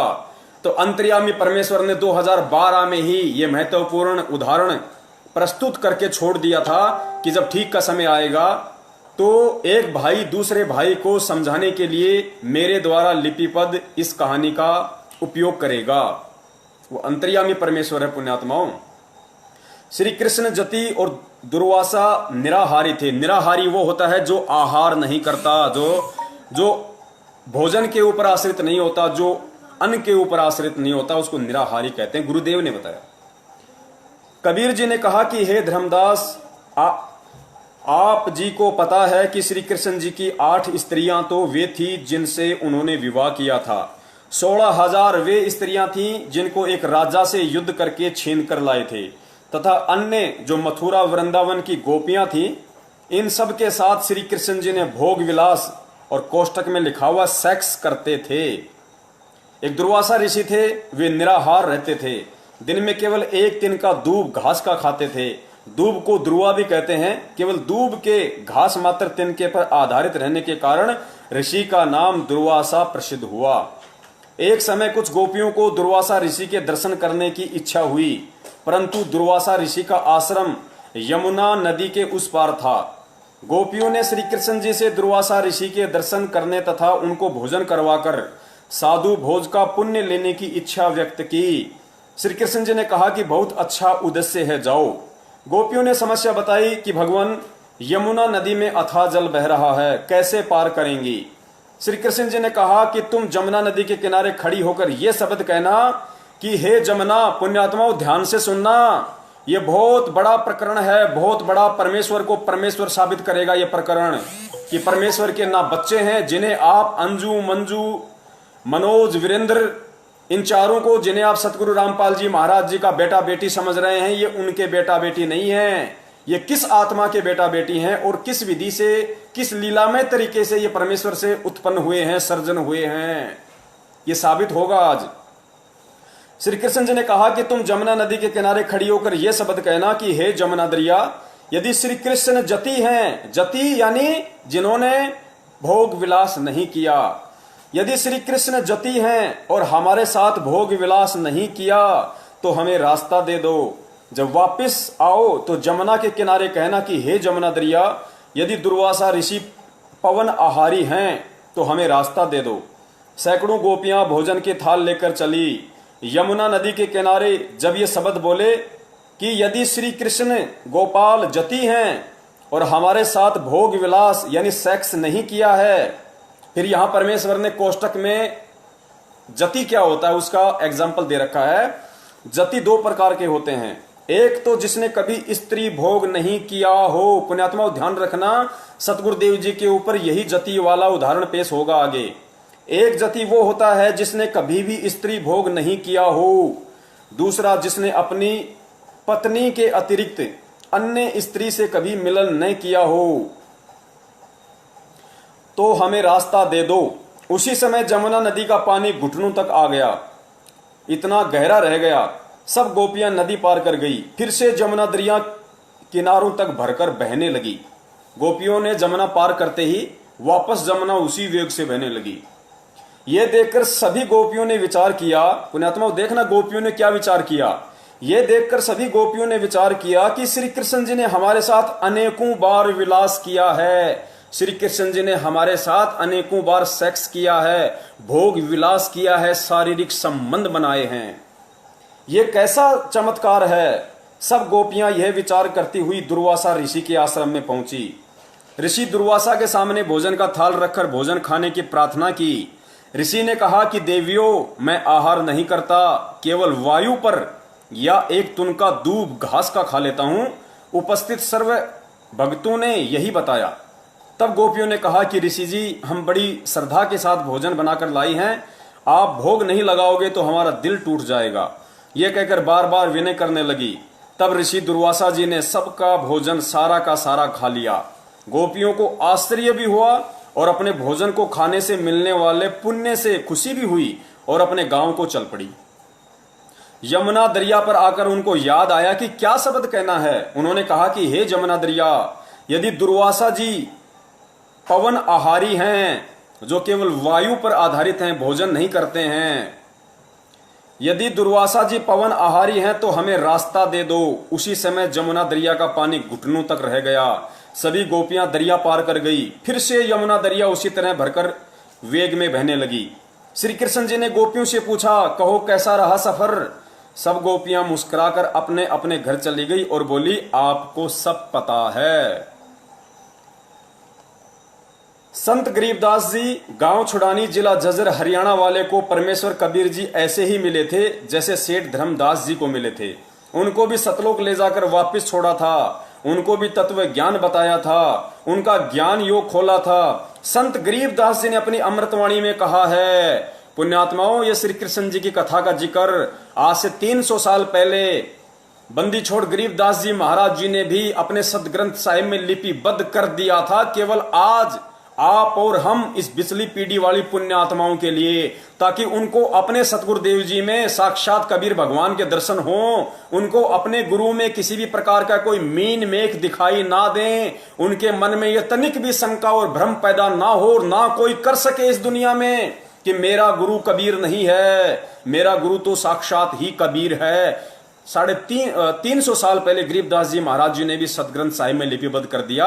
और आज पूर्ण परमेश्वर सतगुरु रामपाल जी महाराज जी ने, जिन्होंने कबीर साहिब जी की भी भूमिका निभाई, आदरणीय गरीबदास जी महाराज जी की भी जिन्होंने भूमिका निभाई, और आज स्वयं साक्षात प्रकट है, उन्होंने भी इस कबीर सागर के सरलार्थ पेज नंबर 70 पे भी इस बात को लिपिबद्ध कर दिया, सिर्फ आप और हम जैसी अंध पुण्यात्माओं की आंखें खोलने के लिए। तो आदरणीय गरीबदास जी महाराज जी ने क्या लिखा है? गरीब कृष्ण गोपी का भोग कर, गरीबदास जी महाराज जी कह रहे हैं कि गरीब कृष्ण गोपी का भोग कर, श्री कृष्ण ने गोपिकाओं का भोग करके, उनके साथ भोग विलास करके, सेक्स करके भी, गरीब श्री कृष्ण गोपी का भोग कर फेर जति कहाया, जाकी गति पाई नहीं ऐसे त्रिभुवन राया। परमेश्वर ने साबित किया है कि श्री कृष्ण जी पुण्यात्माओं एक 3 लोक का एक विभागीय मंत्री भी नहीं कह सकते, क्योंकि जिस रूप में वो सर्जन थे वो श्री कृष्ण जी रूप में सर्जन थे। विभागीय मंत्री उनको श्री विष्णु रूप में कह सकते हैं। श्री कृष्ण जी जो श्री विष्णु जी के अंश अवतार थे, या काल भगवान के भी आप उनको अंश अवतार बोल सकते हैं, क्योंकि उन्हीं की प्रेरणा से ये सब काम होते हैं यहाँ पे काल लोक में। श्री कृष्ण जी ने गोपिकाओं के साथ, पुण्यात्माओं, वृंदावन की गोपिकाएं और उसके अतिरिक्त 16,000 वो औरतें जिनको वो एक राजा से युद्ध कर कर छीन कर लेके आए थे, उसके बाद भी परमेश्वर क्या कह रहे हैं कि गरीब श्री कृष्ण गोपी का भोग कर फेर जति कहाया। वो जति कहाए, जति जाकी गति पाई नहीं ऐसे त्रिभुवन राया। भावार्थ, श्री कृष्ण जी की रुचि स्त्री भोग करने की नहीं थी, यह कोई पूर्व संस्कार था, उनका निर्वाह किया था। श्री कृष्ण जी विद्वान थे, जानबूझकर विलास करना उनका उद्देश्य नहीं था। फिर आगे दुर्वासा ऋषि के विषय में लिखा परमेश्वर ने, ऋषि दुर्वासा तप करे, दुर्वा करे आहार, प्रेम भोज गोपियन का खाया तनिक लनाई वार। दुर्वासा पवन आहारी थे, सब भोजन खाया, श्रद्धालु की श्रद्धा पूर्ण कीनी, ताते भोग लगाया। पुण्यात्माओं, इस कथा से केवल हमें इतना ही सारांश लेना था। इस कथा से परमेश्वर ने यह साबित किया है कि श्री कृष्ण जी जो एक छोटी सी पावर थी, पुण्यात्माओं, परमेश्वर के तो पैर के नाखून के 1,00,000वें हिस्से के बराबर भी श्री कृष्ण जी नहीं है, और ना ही दुर्वासा ऋषि जी थे, क्योंकि ये सब भी उसी परमेश्वर से प्राप्त पावर से अपने सारे काम करते हैं। क्योंकि काल भगवान आप और हमारी भक्ति कमाई से टैक्स लेता है, गुरुदेव ने बताया, उस टैक्स से ही अपना सारा सिस्टम चला रहा है। इन आत्माओं से भक्ति करवा देता है ओम नाम की, इन आत्माओं से किसी जन्म में वो तप करवा देता है, उस तप के बदले फिर उनको इस तरह का जीवन दे देता है, इनकी महिमा बन जाती है। तो श्री कृष्ण जी जो एक छोटी सी पावर थी, पुण्यात्माओं, जब वो 16,000 औरतों के साथ में और वृंदावन की गोपियों के साथ में अनेकों बार भोग विलास करके भी जति कहला सकते हैं, तो फिर हमारे पूज्य परमेश्वर सतगुरु रामपाल जी महाराज जी तो स्वयं साक्षात पूर्ण ब्रह्म कबीर साहिब हैं, फिर वो जति क्यों नहीं कहला सकते? पुण्यात्माओं, श्री कृष्ण जी ने 16,000 औरतों के साथ भोग विलास किया था, गोपियों के साथ भोग विलास किया था, और उनके भोग विलास करने से उनके पुत्र भी उत्पन्न हुए, बेटे बेटियां भी उत्पन्न हुई, उन गोपियों को, उन 16,000 रानियों को पुत्र पुत्रों की भी प्राप्ति हुई। तो ये विचारणीय विषय है कि उन गोपियों की जो संतान थी, उनका बाप कौन कहलाया, उनका पिता कौन कहलाया, बिना भोग बिना सेक्स के वो बच्चे कैसे उत्पन्न हुए। उसके बाद भी आदरणीय गरीबदास जी महाराज जी ने उनको जति की संज्ञा दी है, सिर्फ और सिर्फ इसलिए कि इस कलयुग की बिचली पीढ़ी में जब भगत समाज के सामने ये सवाल खड़ा होगा, ये प्रश्न खड़ा होगा कि संत रामपाल जी महाराज जी ने तो शादी की है, स्त्री भोग किया है, उनके तो बच्चे हुए हैं, फिर वो परमात्मा कैसे हैं? तो उसका जवाब ये श्री कृष्ण जी की कथा है। जब उस पूर्ण परमेश्वर कबीर साहिब का एक अदना सा बच्चा श्री कृष्ण और 16,000 औरतों के साथ में भोग विलास करके जति कहला सकता है, तो पूर्ण परमेश्वर के पास में तो अनेकों तरीके हैं, अनेकों तरीके। पुण्यात्माओं, पूर्ण परमेश्वर कबीर साहिब अनंत कलाओं के भगवान हैं, अनंत कलाओं के भगवान। उन्हें भोग करने की क्या आवश्यकता पुण्यात्माओं? लेकिन लीलावश वो कुछ भी कर लेते हैं। असंभव परमेश्वर के लिए कुछ भी नहीं है पुण्यात्माओं। परमेश्वर तो परमेश्वर होता है, उनके तो ना कोई लिंग होता है, ना कोई योनि होती है। लेकिन 650 साल पहले जब परमेश्वर आए, शिशु रूप में प्रकट हुए, तो उनको भी पुरुष इंद्री थी। क्योंकि मुसलमान भाई जब उनकी खतनी करने के लिए गए, तो परमेश्वर ने एक की जगह 5-5 इंद्री दिखाई उनको, 5-5। तो भगवान के तो इंद्री होती ही नहीं, इंद्री तो जीव के होती है। फिर कबीर साहिब जी की इंद्री क्यों थी? तो पुण्यात्मा इसी लीला को हमें समझना है। हमें इसी उदाहरणों से, इन्हीं बातों से हमें सतगुरु रामपाल जी महाराज जी के ऊपर उन सब एग्जाम्पलों को केंद्रित करना है। गुरुदेव ने क्या कहा था? कल परमेश्वर ने जो वीडियो बनवाया था कि वो जो 9 पेज का जो लेटर आया था हिसार जेल से, भगत ए और भगत बी वाला, उसमें परमेश्वर ने यही तो बताया कि पुण्यात्माओं सारी लीलाएं 650 साल पहले वाली चल रही हैं। तो पुण्यात्माओं किसने भोग किया? जैसे सुदर्शन जी थे, सुदर्शन जी को तो मालूम भी नहीं कि पांडवों के यज्ञ कौन सफल कर रहा है, और परमेश्वर उनका रूप बना के उनकी यज्ञ सफल करके आ गए। तो परमेश्वर है पुण्यात्माओं, उन्हें भोग करने की आवश्यकता नहीं है, ना वो कभी भोग करते हैं, ना उनके गुणों में और लक्षणों में है। इंद्रो माई का किस आत्मा के साथ में पूर्व जन्म का संस्कार था, उस संस्कार का निर्वाह परमेश्वर ने लीलामय तरीके से। पुण्यात्माओं हमें शरीर वरीर दिखाई नहीं देते, हमें इंद्रो माई को अवश्य लगा, क्योंकि जीव को महसूस नहीं होगा ये सब।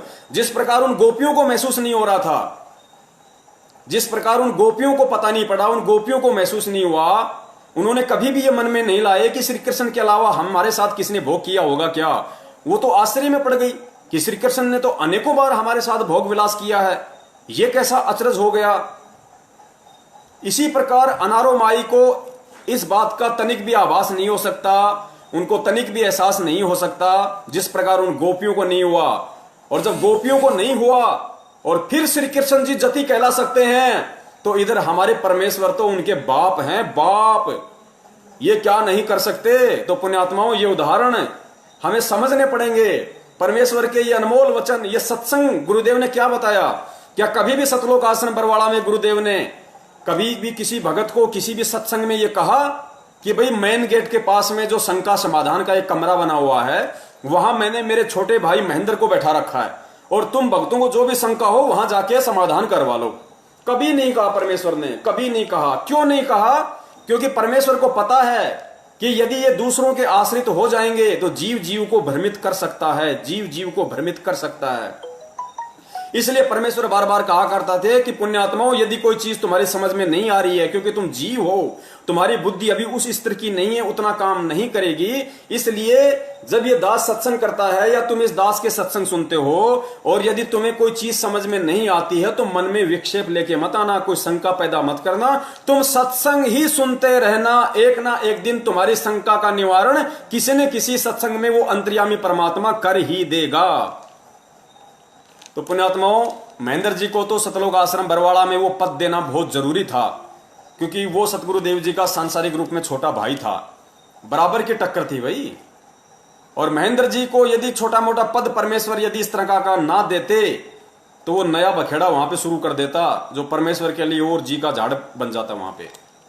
इसलिए उसके मन की तृप्ति के लिए, उसके पाखंडवाद को बढ़ावा ना मिले, उसके मन की तृप्ति हो जाए, वो थोड़ा सा न्यूट्रल हो जाए, निष्क्रिय हो जाए, इसलिए उसको अन्य भक्तों से बढ़कर मान सम्मान जबरन दिया गया वहां पे। परमेश्वर अंतर्यामी है, परमात्मा को सब पता है कि कौन भगत क्या बखेड़ा खड़ा करेगा, संगत में कुसंगत कौन है, कब वो भगत संगत में बांस बन के खड़ा हो जाएगा, खुद भी जलेगा और दूसरों को भी जलाएगा।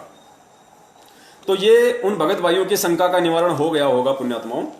और दूसरा पुण्यात्माओं, हम विचार करें इन सब बातों पे, जो भी हमारे भगत भाई बहन 8 सितंबर 2020 को भगवान का जन्मदिन मनाने जा रहे हैं।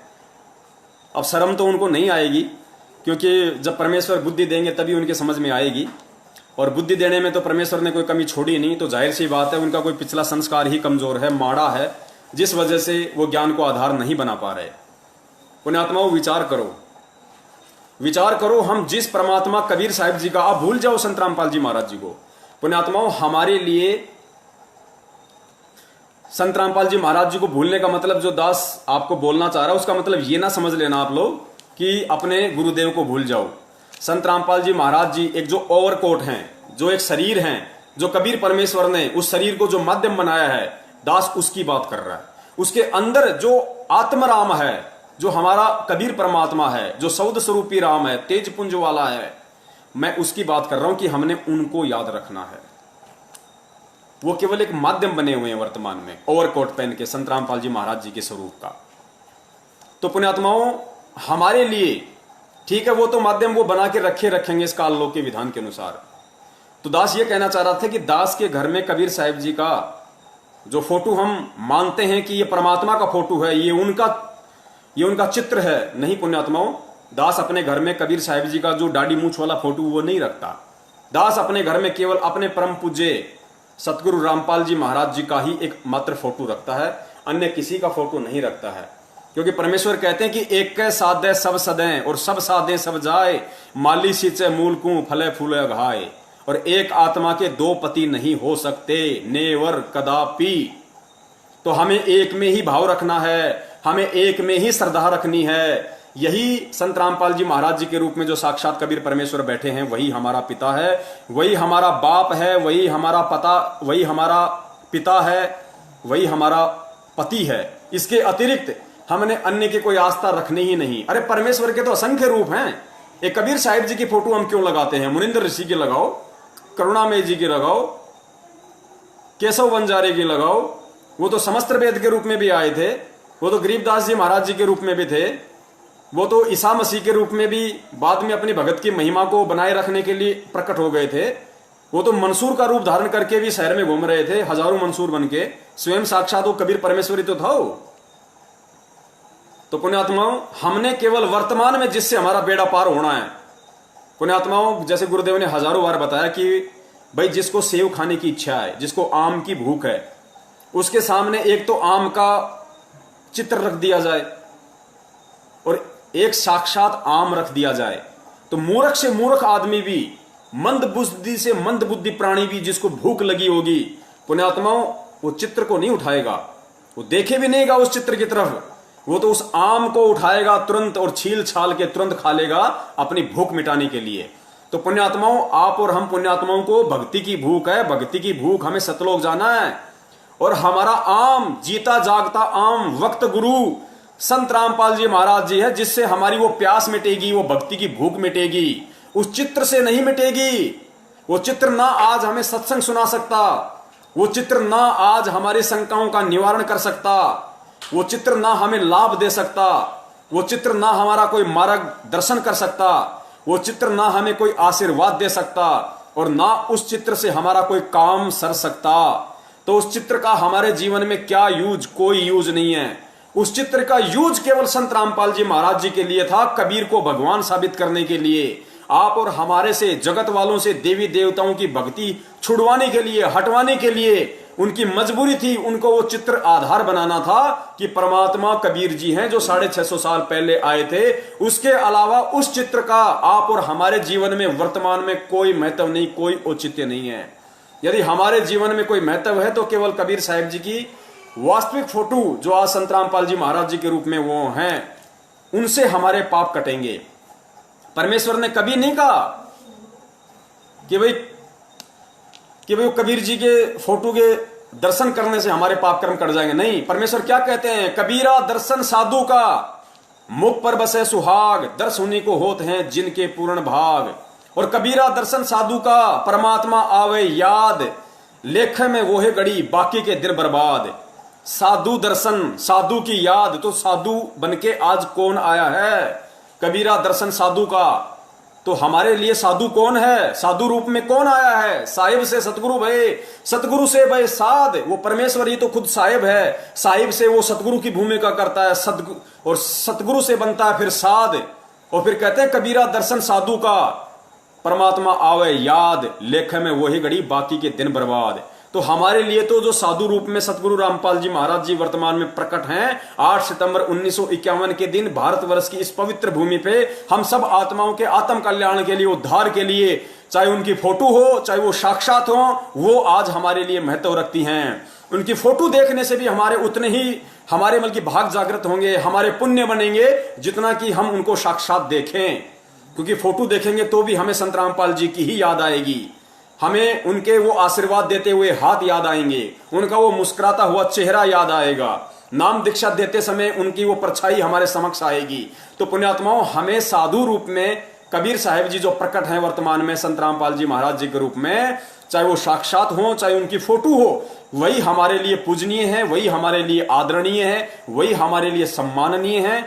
अन्य किसी की फोटो हमारे लिए कोई महत्व नहीं रखती है। उस फोटो का महत्व केवल दुनिया को, कबीर को भगवान साबित करने के लिए संत रामपाल जी महाराज जी के लिए था, आप और हमारे लिए नहीं। क्योंकि आज हमें यह समझ में आ जाना चाहिए कि कबीर जी की फोटो के आधार से कबीर जी को भगवान साबित करने वाला कौन हो सकता है? अरे कबीर को भगवान कौन साबित कर सकता है? कबीर को खुद ही कबीर साबित कर सकता है। अन्य 2 कौड़ी के जीव की औकात नहीं, जिनकी बुद्धि ब्रह्मा विष्णु महेश से ऊपर नहीं है। गीता जी में गुरुदेव ने बताया कि ब्रह्मा विष्णु महेश की पूजा करने वाले को काल भगवान ने 5 गालियां दी हैं कि अर्जुन ये राक्षस प्रवृत्ति के लोग पता नहीं क्या क्या गालियां जो परमेश्वर हमें जो सुनाते हैं कि ये मंद बुद्धि, मनुष्य में नीच, ये मुझे भी भगवान नहीं मानते। काल भगवान कह रहा है कि मुझे भी परमात्मा नहीं मानते। ये ब्रह्मा विष्णु महेश जो तीनों गुण हैं और इनके नीचे जो देवी देवता हैं उन्हीं को भगवान मान के बैठे हैं। तो पुण्यात्माओं, जिस 21 ब्रह्मांड के जिस प्राणी की बुद्धि काल से ऊपर नहीं है, आप इस 21 ब्रह्मांड में जितने भी बड़े बड़े जो ऋषि मुनि हुए हैं, साधु महात्मा हुए हैं, जो तपस्वी हुए हैं, दुर्वासा जैसे, वशिष्ठ जैसे, वाल्मीकि जैसे, विश्वामित्र जैसे, मार्कंडे जैसे, चुणक जैसे पुण्यात्माओं, परमेश्वर ने कितने उदाहरण बताए। उनकी बुद्धि ओम नाम से ऊपर नहीं गई, काल से ऊपर उनकी बुद्धि नहीं गई कि काल से ऊपर भी कोई भगवान है। तो पुण्यात्माओं, इस कलयुग में, इस पिछली पीढ़ी में, और काल से ऊपर महाकाल जिसको हम अक्षर ब्रह्म कहते हैं, और अक्षर पुरुष से ऊपर पूर्ण ब्रह्म, पार ब्रह्म कबीर साहेब, उसकी जानकारी स्वयं कबीर के अलावा दुनिया को कौन दे सकता है? क्या आज से पहले किसी ने बताया अक्षर पुरुष के बारे में गीता जी में लिखा होने के बाद भी? तो पूर्ण परमेश्वर कबीर साहेब की जानकारी स्वयं कबीर ही आकर दे सकता है। इसलिए गुरुजी बार बार सत्संगों में कहते हैं, इशारा करते हैं कि पुण्यात्माओं, 650 साल पहले परमात्मा ने तत्वदर्शी की भूमिका निभाई थी, सतगुरु की भूमिका निभाई थी। और सतगुरु की भूमिका केवल परमेश्वर ही निभाता है। तत्वदर्शी संत की भूमिका केवल परमात्मा स्वयं ही निभाता है। अपने द्वारा रची गई सृष्टि की सही सही जानकारी वो कबीर साहब स्वयं ही आकर यहां देता है। और आज क्या कह रहे हैं परमेश्वर कि खुलकर कह रहे हैं, सीना ठोक के कह रहे हैं परमेश्वर, मेरे पूज्य गुरुदेव संत रामपाल जी महाराज, कि पुण्यात्माओं, ये कोई अहंकार नहीं, ये कोई बड़ाई नहीं। 10 रुपए के नोट पे यदि ये लिखा होता है कि मैं धारक को 10 रुपए अदा करने का वचन देता हूं, तो उसका अहंकार नहीं है, क्योंकि वो है 10 रुपए का नोट। तो संत रामपाल जी महाराज जी कहते हैं कि पुण्यात्माओं, आज इस 21 ब्रह्मांड में इस रामपाल दास के अलावा कोई तत्वदर्शी संत नहीं है, कोई सतगुरु नहीं है। पुण्यात्माओं, ये जितने भी संत हैं, ये पंथ हैं, चारों शंकराचार्य हैं, मठाधीश हैं, मंडलेश्वर हैं, दुनिया भर के बैठे हैं, गांव गांव में, शहर शहर में, ये भागवत करने वाले, रामायण करने वाले। क्या आज तक किसी ने कहा कि इस पूरे 21 ब्रह्मांड में हमारे अलावा कोई संत नहीं है, कोई भगवान नहीं, कोई तत्वदर्शी नहीं, कोई सतगुरु नहीं? इनकी हिम्मत नहीं कहने की, इनके मुख से नहीं निकल सकता। और पुण्यात्मा विचार कर लेना, ये जितने भी संत महंत हैं, ये सब मां के गर्भ से जन्म लेके आए हैं। इस दुनिया में जितने भी प्राणी हैं, इस 21 ब्रह्मांड में, चलो सबसे पहले हम इस पृथ्वी लोक की बात करते हैं पुण्यात्माओं। इस पृथ्वी लोक पे जितने भी प्राणी हैं, वर्तमान में एक सतगुरु रामपाल जी महाराज जी को छोड़ के, क्योंकि वो स्वयं परमात्मा है, पीव है, उनके अलावा इस पूरी पृथ्वी पे सब के सब जीव हैं। ये चाहे कितने ही बड़े बड़े महात्मा बने बैठे हों, शंकराचार्य बने बैठे हों, इनकी औकात नहीं कि अपने माँ बाप को उपदेश दे सकें, ये अपने माँ बाप से दंडवत प्रणाम करवा सकें, इनकी औकात नहीं है, क्योंकि ये जीव हैं, इनकी हैसियत हो ही नहीं सकती, इनकी बुद्धि वहां तक जा ही नहीं सकती, ये कर्म करने की इनके अंदर वो पावर आ ही नहीं सकती, इनके अंदर वो हौसला, वो विश्वास पैदा हो ही नहीं सकता। तो पुण्यात्माओं, इस पूरी पृथ्वी का ये इतिहास है, इस पूरी पृथ्वी का ये इतिहास है कि संत रामपाल जी महाराज जी के अलावा पुण्यात्माओं परमेश्वर 650 साल पहले भी आए थे, लेकिन नीरू नीमा ने कभी उनको दंडवत नहीं किया, क्योंकि गुरुजी ने बताया कि वो कभी उनको परमात्मा नहीं मानते थे। वो जब भी कहा करते थे कि मैं परमात्मा हूं और तुम मेरे बच्चे हो और भक्ति करो, मेरे से नाम लो, तो नीरू नीमा कहते थे हट मारूंगी, भग जा यहां से, बड़ा आया भगवान बनने वाला, हमारा भगवान बनेगा ये। तो पुण्यात्माओं, यही स्थिति आदरणीय गरीबदास जी महाराज जी के साथ में थी। तो पुण्यात्माओं, आज संत रामपाल जी महाराज जी ही वो अकेले एकमात्र इकलौते संत हैं पूरे विश्व में जिनके माता पिता उनको दंडवत प्रणाम आश्रम में किया करते थे। ये पहचान होती है पूर्ण परमेश्वर की, वरना एक 2 कौड़ी का जीव अपने माँ बाप से कभी दंडवत नहीं करवा सकता। किसी की औकात नहीं है पुण्यात्माओं इस पूरी सकल सृष्टि में। ये औकात केवल उसी की होती है जो स्वयं परमेश्वर होता है, और उस परमेश्वर के आगे ऑटोमेटिक, चाहे माँ बाप हो, चाहे भाई बंधु हो, चाहे कोई कितना ही बड़ा कोई सेठ हो, चाहे महात्मा हो, उनको झुकना ही पड़ता है उस परमेश्वर के आगे। जैसे 5 पांडव और श्री कृष्ण महाभारत के बाद जब वो अश्वमेध यज्ञ कर रहे थे, तो श्री कृष्ण जी तो राजा था, युधिष्ठिर भी राजा था, 5 पांडव राजा के भाई थे, और सुपथ सुदर्शन रूप में एक वाल्मीकि जाति के रूप में परमेश्वर वहां झोपड़ी में वाल्मीकि की जगह, सुपथ की जगह जाके बैठ गए।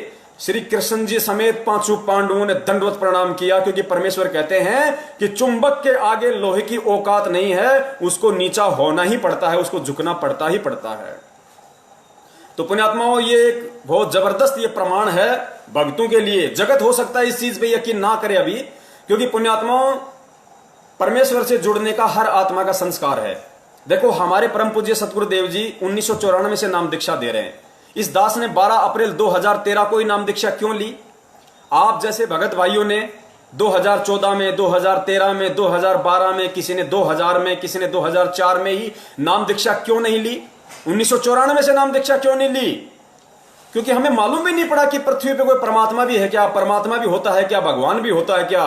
लेकिन जब हमारा उस परमेश्वर से जुड़ने का संस्कार आया, वो समय आया, वो निश्चित दिन आया, तो हमें भगवान का भी ज्ञान हो गया, हमें सत्संगों की महत्वता भी समझ में आने लगी, हमें भगवान की जानकारी भी हो गई, और भगवान ने किसी न किसी को निमित्त बना के, चाहे टीवी के माध्यम से, चाहे पुस्तक के माध्यम से, चाहे किसी सत्संग के माध्यम से, चाहे किसी भाई बहन के माध्यम से, किसी को भी निमित्त बनाया उस परमेश्वर ने, और अपनी शरण में ले लिया, खींच लिया। क्यों? क्योंकि हमारा समय आ गया था, वो ठीक का समय आ गया था। तो पुण्यात्माओं, ठीक के समय के बिना कुछ भी नहीं घटित होगा यहां पे। तो हो सकता है उन जगत वाले भाई बहनों को जो देख रहे होंगे, हो सकता है उनको ये बातें पल्ले ना पड़ रही हों।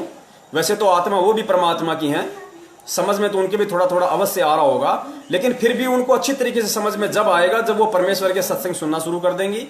यूट्यूब पे संत रामपाल जी महाराज जी के सत्संग आप वहां पे सर्च कीजिए, उनके नाम से ढेरों सत्संग आ जाएंगे। आप जी सुनिए वहां पे कुछ दिन, और परमेश्वर दया करेंगे, फिर आप जी के समझ में आने लग जाएगा कि हम कहां जी रहे हैं। तो पुण्यात्माओं, दूसरी बात ये जो दास कहना चाह रहा था, और लगता है मोबाइल की बैटरी जाने वाली है, तो परमेश्वर दया करें, पहले लगा लेते हैं, अपन वो गलती ना करें जो गलती परमात्मा ने पहले करवाई थी। परमात्मा ने नहीं करवाई, दासों से हो गई, मुंह से निकल गया, लग गया। और पुण्यात्मा, इसके अलावा जो एग्जाम्पल जो दास देने जा रहा है सतगुरुदेव जी की सत प्रेरणा से, उनके आशीर्वाद से, उसको जरा गौर से सुनना, और रात को जब सोओ तो सोने से पहले 5 मिनट उस पर विचार करना। देखो, सत्सेवक भाई बहनों को तो विचार करने की आवश्यकता नहीं है, क्योंकि परमेश्वर कहते हैं कि जो जिसके आश्रित हो जाता है उसका तो फिर बाढ़ भी बांका नहीं होता, वो तो फिर चद्दर तान के सो जाता है। परमेश्वर ने क्या बताया? परमेश्वर ने मीन का उदाहरण दिया, फिश का, मछली का। गुरुदेव ने बताया कि मछली जल के आश्रित होती है, और जल उसको इतनी छूट दे देता है, उसको इतनी स्वतंत्रता दे देता है कि चाहे पानी की कितनी ही तेज धारा बह रही हो, मछली विपरीत धारा में और ऊपर चढ़ जाती है, जहां से पानी गिर रहा है उस फॉल के ऊपर चढ़ जाती है। उस बहाव में मछली यूं करती करती करती उल्टी चढ़ जाती है। क्यों? क्योंकि पानी ने उसको छूट दे रखी है, पानी ने उसको स्वतंत्रता दे रखी है, उसको पूरी सिक्योरिटी दी हुई है कि तुम मस्त होके खेल, मस्त होके ना, तेरा बाल भी बाका नहीं होगा। क्यों? क्योंकि वो मछली उस पानी के आश्रित है, उसके बिना वो जीवित नहीं रह सकती, उसके बिना उसके जीवन का कोई उद्देश्य नहीं, कोई मकसद नहीं, कोई सार नहीं, कोई सारांश नहीं, कोई निष्कर्ष नहीं। तो पुण्यात्माओं, हम जो सत्सेवक हैं वो हम कोटि कोटि दंडवत प्रणाम करते हैं अपने परम पूज्य सतगुरुदेव जी का, कोटि कोटि उनका धन्यवाद करते हैं, उनका आभार व्यक्त करते हैं कि परमेश्वर ने अपना सत्य ज्ञान देके और पिछले जन्मों में हमारे मजबूत भक्ति संस्कार बनाए, ताकि वर्तमान में आज हम उनको पहचान पा रहे हैं, हम उनको समझ पा रहे हैं, हम उनको परमात्मा स्वीकार कर रहे हैं हृदय से। तो परमेश्वर ने सत्सेवकों को तो भाई मछली की तरह खुली छूट दे रखी है, हमारे को तो कोई मीन मेख नहीं है किसी भी प्रकार की। और फिर गुरुदेव ने क्या बताया कि हाथी कितना बड़ा होता है, जब पानी की तेज धार आती है तो हाथी भी बह जाते हैं, मगरमच्छ भी बह जाता है। क्यों? क्योंकि वो पानी के आश्रित नहीं है। मगरमच्छ घंटे 2 घंटे भी जल से बाहर रह लेता है, सो लेता है, जी जाता है, लेकिन मछली नहीं रह सकती। इसलिए मगरमच्छ रहता तो पानी में है, लेकिन वो पानी के आश्रित नहीं है। इसी प्रकार सतलोक आश्रम मैनेजमेंट हरियाणा और उनके पीछे लगे हुए लाखों की संख्या में हमारे जो भगत भाई बहन हैं, गुरुदेव ने क्या बताया उस लेटर में कि ये लोग समर्पित तो हैं, लेकिन आध्यात्मिक ज्ञान इनको संपूर्ण नहीं है, जिस कारण से इनकी श्रद्धा, इनके भाव मेरे अंदर नहीं बन रहे। सत्सेवकों को मेरे अंदर कबीर दिखाई देता है और मैनेजमेंट यानी भगत ए को मेरे अंदर रामपाल दिखाई देता है, जिसमें जमीन और आसमान का अंतर है। उस 9 पेज के लेटर में परमेश्वर ने खुलासा किया है। तो पुण्यात्माओं, हमें कोई शंका नहीं है, हमें तो परमेश्वर उस लायक बना रहे हैं कि जिनको शंका है उनकी शंकाओं का निवारण करवा रहे हैं। परमेश्वर हम तुच्छ जीवों को, जिनकी कोई औकात नहीं, पुण्यात्माओं, उनको निमित्त बना रहे हैं लाखों के भगत समाज को संदेशा दिलवाने के लिए कि हम परमेश्वर को परमेश्वर माने। 650 साल पहले हमने जो महाभूल, महागलती की कि हम परमात्मा को परमात्मा नहीं मान पाए, आज वो गलती करने से हम बचें। 8 सितंबर सन 2020 को संत रामपाल जी महाराज जी का एकमात्र सतलोक आश्रम मैनेजमेंट हरियाणा के कहने से हम उनका जन्मदिन मनाने से हम बचें, अपने कर्म फूटने से बचें। बहुत सारे भगत भाई कहते हैं कि भाई सतलोक आश्रम मैनेजमेंट हरियाणा तो गुरुदेव ने बनाया है, परमात्मा ने तो बनाया मैनेजमेंट, गुरुजी ने तो बनाया मैनेजमेंट, फिर हम उनकी बात क्यों नहीं माने? तो भैया, काल भगवान को भी तो परमात्मा ने बनाया था, काल भगवान को भी तो परमात्मा ने बनाया, गुरुदेव ने बनाया है। फिर तुम काल भगवान की बात क्यों नहीं मानते? ओम नाम का बोल के उच्चारण क्यों नहीं करते? तुम लोग ये तप क्यों नहीं करते? डले क्यों नहीं ढोते? उसकी बात क्यों नहीं मानते? गुरुदेव ने बनाया है मैनेजमेंट को, गुरुदेव ने बनाया है काल भगवान को, लेकिन गुरुदेव ने अपना विधान भी बताया है कि जो मेरे मर्यादाओं के जो खिलाफ चले, जो मेरे ज्ञान को आधार बना के ना चले, उनसे तुम्हारा कोई मेल नहीं होना चाहिए, उनसे तुम्हारा कोई संपर्क नहीं होना चाहिए, चाहे तुम्हारा कितना ही निजी हो, तुम्हारा कितना ही प्रिय क्यों ना हो। गुरुदेव कहते हैं, परम शक्ति संगीतम रिद्धि सिद्धि दाता सोही, अविगत गुण अतितम सत्य पुरुष निर्मोही। जिस प्रकार वो परमेश्वर निर्मोही है इस भक्ति मार्ग में, चाहे उनका कितना ही निजी हो, चाहे वो किसी भी कुल में, किसी भी परिवार में लीला में तरीके से वो प्रकट हो, चाहे वो किसी को अपनी माँ कहते हो, अपना पिता कहते हो, अपना भाई कहते हो, अपनी औरत कहते हो, अपने बच्चे कहते हो, कहते हैं वो निर्मोही परमात्मा है। परम शक्ति संगीतम रिद्धि सिद्धि दाता सोही, अविगत गुण है अतितम सत्य पुरुष निर्मोही। यदि उसकी भक्ति के खिलाफ कोई भी चलेगा तो उसका बक्कल ही उतरेगा, वो मोक्ष प्राप्त नहीं कर सकता। बक्कल उतरने का मतलब ये नहीं कि उसकी गर्दन कट जाएगी आज ही, नहीं। जब मोक्ष नहीं होगा तो काल भगवान अनेकों तरीके से गर्दन काटेगा, कभी गधा बना के, कभी मुर्गा बना के, कभी बकरा बना के, वो गर्दन ही उठाता है, वो बक्कल ही उतारता है फिर। तो आगामी जो एग्जाम्पल परमेश्वर और दिलवाने जा रहे हैं अंतिम, क्योंकि पुण्यात्माओं 2 दिन हमारे पास में और शेष है, परमेश्वर छोटे छोटे वीडियो बनवाएंगे। हो सकता है आज भी हमें सतगुरु प्रकट दिवस कैसे मनाना है, किस विधि से मनाना है, क्या करना है, हो सकता है आज भी हमारे पास समय ना बचे, इसलिए परमेश्वर उसके लिए कल का दिन निर्धारित करेंगे। उससे पहले एक छोटा सा संदेशा परमात्मा दिलवा देते हैं, ताकि हमें यकीन हो कि वास्तव में 8 सितंबर 1951 के दिन पूर्ण ब्रह्म परमेश्वर वो कबीर साहब सतगुरु रामपाल जी महाराज जी के स्वरूप में जन्म लेकर नहीं बल्कि प्रकट हुए हैं। प्रकट पुण्यात्माओं, काल भगवान हम सब उनको अच्छी तरीके से जानते हैं, हमारा ही बड़ा भाई है। उसी के पीछे लगकर हमने ये महाभूल की थी, अपने पिता से हमने सतलोक में गद्दारी की थी, जिसका परिणाम हम कुत्ते गधे 84 लाख योनियों में भोग कर काट रहे हैं।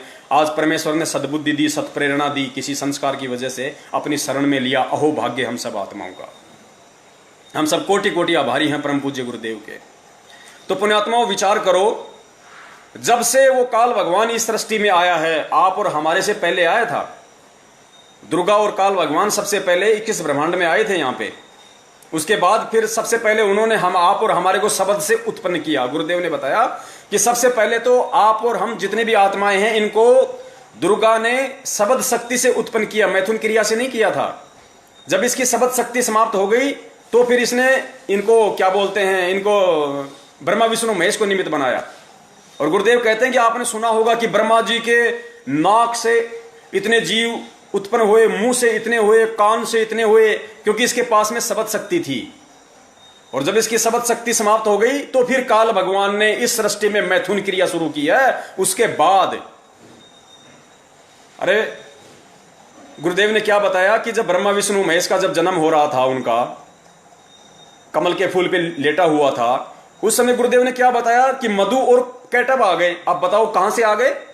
मधु और कैटब कहां से आ गए? उन्होंने कहां से जन्म लिया? उसको दुर्गा ने, गुरुदेव ने बताया कि मधु और कैटब को दुर्गा ने अपने शब्द शक्ति से उत्पन्न किया था, ब्रह्मा विष्णु महेश को यह जनाने के लिए कि तुम पूर्ण परमात्मा नहीं हो, तुम कोई बहुत बड़ी कोई पावर नहीं हो, कल को तुम्हारे अंदर अहंकार आ जाए, अभिमान आ जाए। और उनका बाप काल भगवान, पुण्यात्माओं विचार करना, परमेश्वर ने बताया कि काल भगवान कभी जन्म नहीं लेता। क्या काल भगवान जन्म लेके आया था यहाँ पे? और काल भगवान ने कितनी बार अपना शरीर छोड़ा है? तो क्या दूसरा शरीर वो जन्म लेके छोड़ता है? किसी मां के पेट से जन्म लेता है? नहीं। गुरुदेव ने बताया कि परमेश्वर के आशीर्वाद से, सतगुरु के आशीर्वाद से वो शब्द से उत्पन्न होता है। ये सभी आत्माएं दूसरे ब्रह्मांड में चली जाती हैं। दुर्गा और काल को भी परमेश्वर अपने शब्द शक्ति से दूसरे ब्रह्मांड में भेज देता है। फिर नए सिरे से दुर्गा और काल की उत्पत्ति अपने शब्द से करता है परमात्मा। तो पुण्यात्माओं, जो परमेश्वर काल की उत्पत्ति शब्द से करता है, जिस काल का आज तक यहाँ पे किसी मां के पेट से जन्म नहीं हुआ, तो स्वयं वो परमात्मा यदि 8 सितंबर 1951 के दिन अपने धर्मदास जी के साथ 650 साल पहले किए वायदे के अनुसार, वचन के अनुसार, यदि 8 सितंबर 1951 के दिन इस बिजली पीढ़ी में भारत की पवित्र भूमि पे आएगा, तो क्या मां से जन्म लेके आएगा? जो काल का जन्म नहीं होने देता मां के पेट से, उसको अपने शब्द से उत्पन्न करता है। वो इतना समर्थ, इतना पावरफुल, इतना शक्तिमान परमात्मा के स्वयं मां के गर्भ से आएगा। पुण्यात्माओं, हमारी बुद्धि भ्रष्ट है उन आत्माओं की जो ये महाभूल 8 सितंबर 2020 को उनका जन्मदिन मनाकर करने जा रही है। पुण्यात्माओं, बच लेना, अगर बचना हो तो। ये संदेश से परमेश्वर आप लोगों को स्पेशल दिलवा रहे हैं। अपने कुत्तों को स्पेशल तरीके से परमात्मा निमित्त बना रहा है। यह सौभाग्य नहीं मिलता। दास बार बार कहता है कि एक बाल पे 2 छक्के और जीवन में 2 मौके किसी परम सौभाग्यशाली व्यक्ति को मिलते हैं, आम व्यक्ति को नहीं मिलते। पुण्यात्माओं, विचार कर लेना इन सब बातों पे। 4 दिन से परमात्मा कुत्ते की तरह भगवा रहे हैं अपने दासों को। सिर्फ तुम्हें एक पवन दास दिखाई दे रहा है यूट्यूब पे, फेसबुक पे, व्हाट्सएप पे। नहीं, इस पवन दास की बिल्कुल भी औकात नहीं है। यदि मेरे सत्सेवक भगत भाई मुझे ये सबूत ना दें, यदि वो परमेश्वर के अनमोल जो सत्संग है, मेरी बहनें, मेरे भाई, वो यूट्यूब से गुरुजी के वो सत्संग सुनते हैं, एक एक शब्द को ध्यान से सुनते हैं, और जैसे ही परमात्मा उनको प्रेरणा करते हैं कि ये तो बड़ा अनमोल उदाहरण दिया है परम पूज्य गुरुदेव ने, उसकी तुरंत उसकी कटिंग कर लेते हैं, वो दास को भेजते हैं। फिर परमेश्वर दास को सद्बुद्धि दे देते हैं उस चीज को सही तरीके से व्याख्या करने की, उसका वर्णन करने की। अन्यथा पुण्यात्माओं, इस पवन दास की तो कुत्ते से, सूअर से बढ़ के भी औकात नहीं है। मेरे रिश्तेदार भी सुन रहे हैं इस वीडियो को, मेरे भाई बंधु भी सुन रहे हैं, मेरे गांव वाले भी सुन रहे हैं, सब सुन रहे हैं पुण्यात्माओं। और इस दास की औकात नहीं है तो नहीं है भाई। मुझे रिश्तेदार नहीं चाहिए, मुझे भाई बंधु नहीं चाहिए, मुझे वो बहनें नहीं चाहिए जो परमेश्वर के मार्ग में नहीं आ पा रही बार बार संदेशा देने के बाद भी। मुझे वो जीजा साली नहीं चाहिए जो बार बार संदेशा दिलवाने के बाद भी भगवान को नहीं समझ पा रही, नहीं आ रही। मुझे वो गांव वालों की कोई जरूरत नहीं है। मुझे जो परमेश्वर पृथ्वी पे आया हुआ है, उनको संदेशा भी चला गया, फिर भी वो मालिक के शरण में नहीं आ रहे। तो पुण्यात्माओं, इस दास की एक कुत्ते से बढ़ के औकात नहीं है। यदि मेरे भगत भाई बहन, सत्सेवक भगत भाई बहन, यदि मुझे वो सबूत उपलब्ध ना करवाएं तो इसमें किसी का कोई श्रेय नहीं है पुण्यात्माओं। और यदि श्रेय है तो सबसे बड़ा श्रेय केवल परम पूज्य सतगुरु रामपाल जी महाराज जी का है। और उसके बाद यदि किसी का श्रेय है तो मेरे सत्सेवक भगत भाई बहनों का है, और तीसरे नंबर पे इस कुत्ते का है। जो उनके बिना ये एक जुबान भी नहीं निकाल सकता यहां पे, यदि वो सबूत वो भाई बहन मुझे उपलब्ध ना करवाएं तो पुण्यात्माओं परमेश्वर दया करें। आज के लिए इतना ही काफी।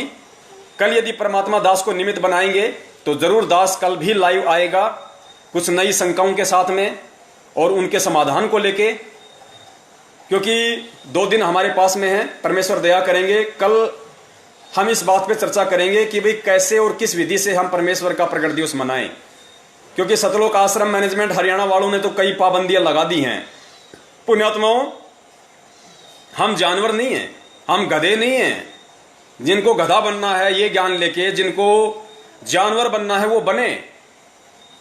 हमें डंडे के जोर से नहीं चलना कि हमें कोई छड़ी दिखाएगा तब हम इधर मुड़ेंगे, कोई छड़ी दिखाएगा तो इधर मुड़ेंगे, नहीं। डंडे के बल पे, डंडे के डर से वो चलते हैं जो गधे होते हैं, जो जानवर होते हैं, जो मूर्ख प्राणी होते हैं। और वो लोग भूमिका निभा रहे हैं उस डंडे के इशारे से चलने की, जो सतलोक आश्रम मैनेजमेंट हरियाणा के पीछे लगे हुए हैं। अरे विचार करो पुण्यात्माओं, गुरु जी तुम्हें आदेशों का गुलाम नहीं बनाना चाहता। गुरु कभी नहीं चाहता कि मेरा बेटा, मेरा बच्चा मेरे आदेशों का गुलाम बने। गुरु का सबसे बड़ा आदेश उसका सत्संग है। तुम सुबह सुबह नित्य नियम करते हो, उसमें सारे आदेश ही तो हैं गुरुदेव के। अभी जो लॉकडाउन चल रहा था, कुछ लोगों को इन्होंने जिंद में, रोहतक वगैरह में कहां पे भंडारा करवा दिया और आदेश दे दिया कि कोई भी उनको इस तरीके से भंडारा नहीं करवाएगा, गुरुदेव का आदेश है, हमें करवाना है। अरे क्यों, काहे का आदेश है गुरुदेव का? अरे गुरुदेव तो रोज आदेश देते हैं भाई, नित्य नियम में। कहे कबीर पुकार के दोए बात लख ले, एक साहिब की बंदगी और भूखों को कछु दे। और लॉकडाउन में पुण्य आत्माएं, वो मजदूर, वो भूखे तो मर रहे थे बेचारे, और तुम लोगों ने आदेश निकाल दिया कि मैनेजमेंट के अलावा, सतलोक आश्रम मैनेजमेंट ने भिवानी आश्रम के अलावा उनको कोई भोजन नहीं कराएगा।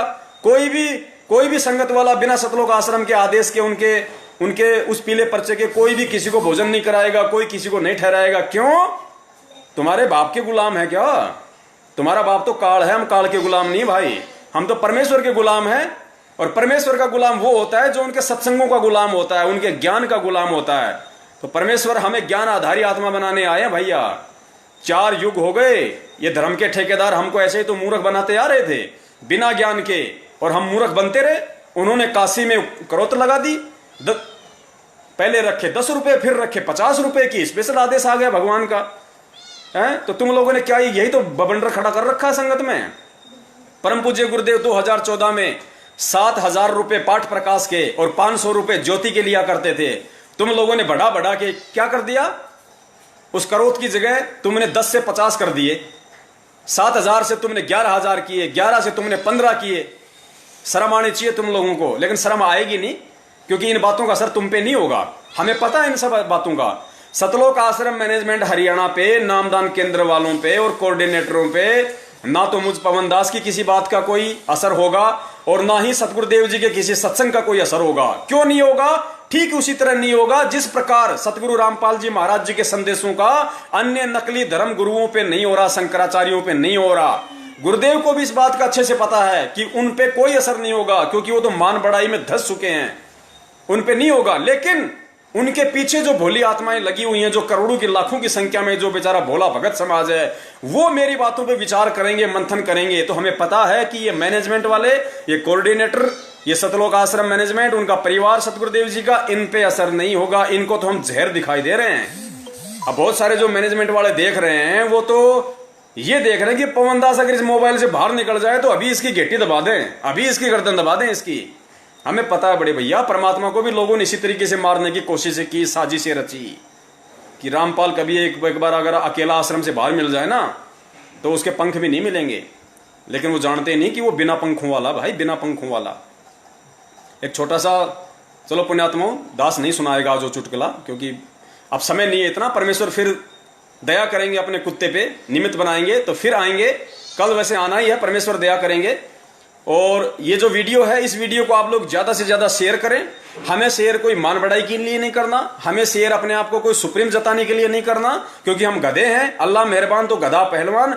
इस मैसेज को ज्यादा से ज्यादा वायरल केवल हमें इसीलिए करना है कि 8 सितंबर 2020 को संत रामपाल जी महाराज जी को मानो समझकर, उनको इंद्रो माई से जन्म लिया हुआ मानकर जानकर हमारे वो भोले भगत भाई बहन जो सतलोक आश्रम मैनेजमेंट हरियाणा के पीछे लगे हुए हैं, भेड़ चाल में चल रहे हैं, एक दूसरे की पूंछ पकड़ के अंधे होके चल रहे हैं, वो समझें, वो विचार करें, वो मंथन करें कि हम क्या गलती करने जा रहे हैं। पुण्यात्माओं, हिसार की छोटी जेल में बैठे, हिसार की छोटी जेल में बैठकर और आप और हम जो 21 ब्रह्मांड रूपी इस बड़ी जेल में बैठे हैं ना, हम कैदियों की रहनी करनी देख रहा है वो परमात्मा। उस परमात्मा के लिए कोई कैद नहीं है, कोई कर्म लागू नहीं होता, भगवान पे कोई कर्म लागू नहीं होता। हम सुबह सुबह नित्य नियम में पढ़ते हैं ना कि काल कर्म लागे नहीं, ऐसी कुछ वाणी है परमात्मा की। उस परमेश्वर पे काल के कोई कर्म लागू नहीं है। पुण्यात्मा, विचार करना, इस लोक के नियम भी केवल इंसानों पे लागू हैं। अगर मैंने किसी का मर्डर कर दिया, आपने किसी का मर्डर कर दिया, तो पुण्यात्मा पुलिस पकड़ के 2 मिनट में कोर्ट में हाजिर कर देगी, रिमांड होगा वो अलग। और यदि 2 सांड आपस में लड़ रहे हैं और बीच में कोई आदमी आ गया और सींग उसको लग गया, वो मर गया, तो उस सांड को कोई जज के सामने प्रस्तुत नहीं करता, कोई पुलिस पकड़ के उसको लेके नहीं जाती कि साहब इसने तो उस आदमी, उसको रामचंद्र को मार दिया इसने। अब वो जज ना उसको कोई सजा सुनाता है कि इस काले कलर वाले बैल का 4 दिन का रिमांड लिया जाए। वो बैल उनका रिमांड ले लेगा अगर उन्होंने रिमांड ले लिया तो पुण्यात्मा, जब इस काल लोक में और जानवरों पे नियम लागू नहीं है, जानवरों पे वो कर्म लागू नहीं है जो इंसानों पे कर्म लागू हैं, तो सोचो उस पूर्ण ब्रह्म परमेश्वर पर कैसे लागू हो सकता है? उस पे लागू नहीं होगा। क्यों? क्योंकि कर्म लागू उस पे होते हैं जो मां के गर्भ से जन्म लेके आता है। तो बंदी छोड़ सतगुरु रामपाल जी महाराज जी की जय हो। सभी पुण्यात्माओं तक तो ज्यादा से ज्यादा ये शेयर करें, और जो भी नए भगत भाई बहन हैं उनकी कोई भी शंका हो तो वो शंकाएं परमेश्वर के दया से हम कल उनका समाधान करेंगे, क्योंकि कल ज्यादातर समय हम इसी बात पे निकालेंगे कि जो कमेंट्स आ रहे हैं, आज भी बहुत सारे भगत भाई बहन हैं जिनके वो कमेंट्स आ रहे थे, लेकिन दास उन पे ध्यान नहीं दे पा रहा पुण्यात्माओं, क्योंकि परमेश्वर ने जो दिमाग में डाउनलोड कर रखा है, जो फीड कर रखा है पुण्यात्माओं, यकीन मानना, जो दास हाथ से लिख के बैठता है उस पर तो चर्चा ही नहीं होती, उससे तो खाली शुरुआत होती है। बाकी तो परमात्मा पता नहीं आगे से आगे क्या कुछ दिमाग में रील चलाते रहते हैं कि बेटा तुझे ये बोलना, तू ये बोल, तू ये बोल। कहते हैं ना, गरीब दास हर रूप में तू ही बोलनहार। तो परमेश्वर ही आगे से आगे सारा पिक्चर को चलाते हैं। लेकिन फिर भी हम कल परमेश्वर से अरदास करेंगे, हम विनती करेंगे अपने पूर्ण ब्रह्म से कि हमारे भगत भाई बहन जो कमेंट्स में अपने जो शंकाएं जाहिर करते हैं, हो सके तो हम उनका भी समाधान करें, क्योंकि परमेश्वर ने हमें ये आदेश दे रखा है। जब हम नाम दीक्षा लेते हैं तो सत्संगों में भी कई बार सतगुरुदेव जी कहते हैं कि भाई देखो, हर बार हर सत्संग का जिक्र मैं यहाँ सत्संग में नहीं कर सकता, और आप लोग भी हर सत्संग को अटेंड नहीं कर सकते हो। इसलिए जो भी शंका होती है, आप अन्य जो भगत हैं, जो पुराने भगत हैं, आप उनके संपर्क में रहो, उनसे भी आप इन बातों को पूछ सकते हो।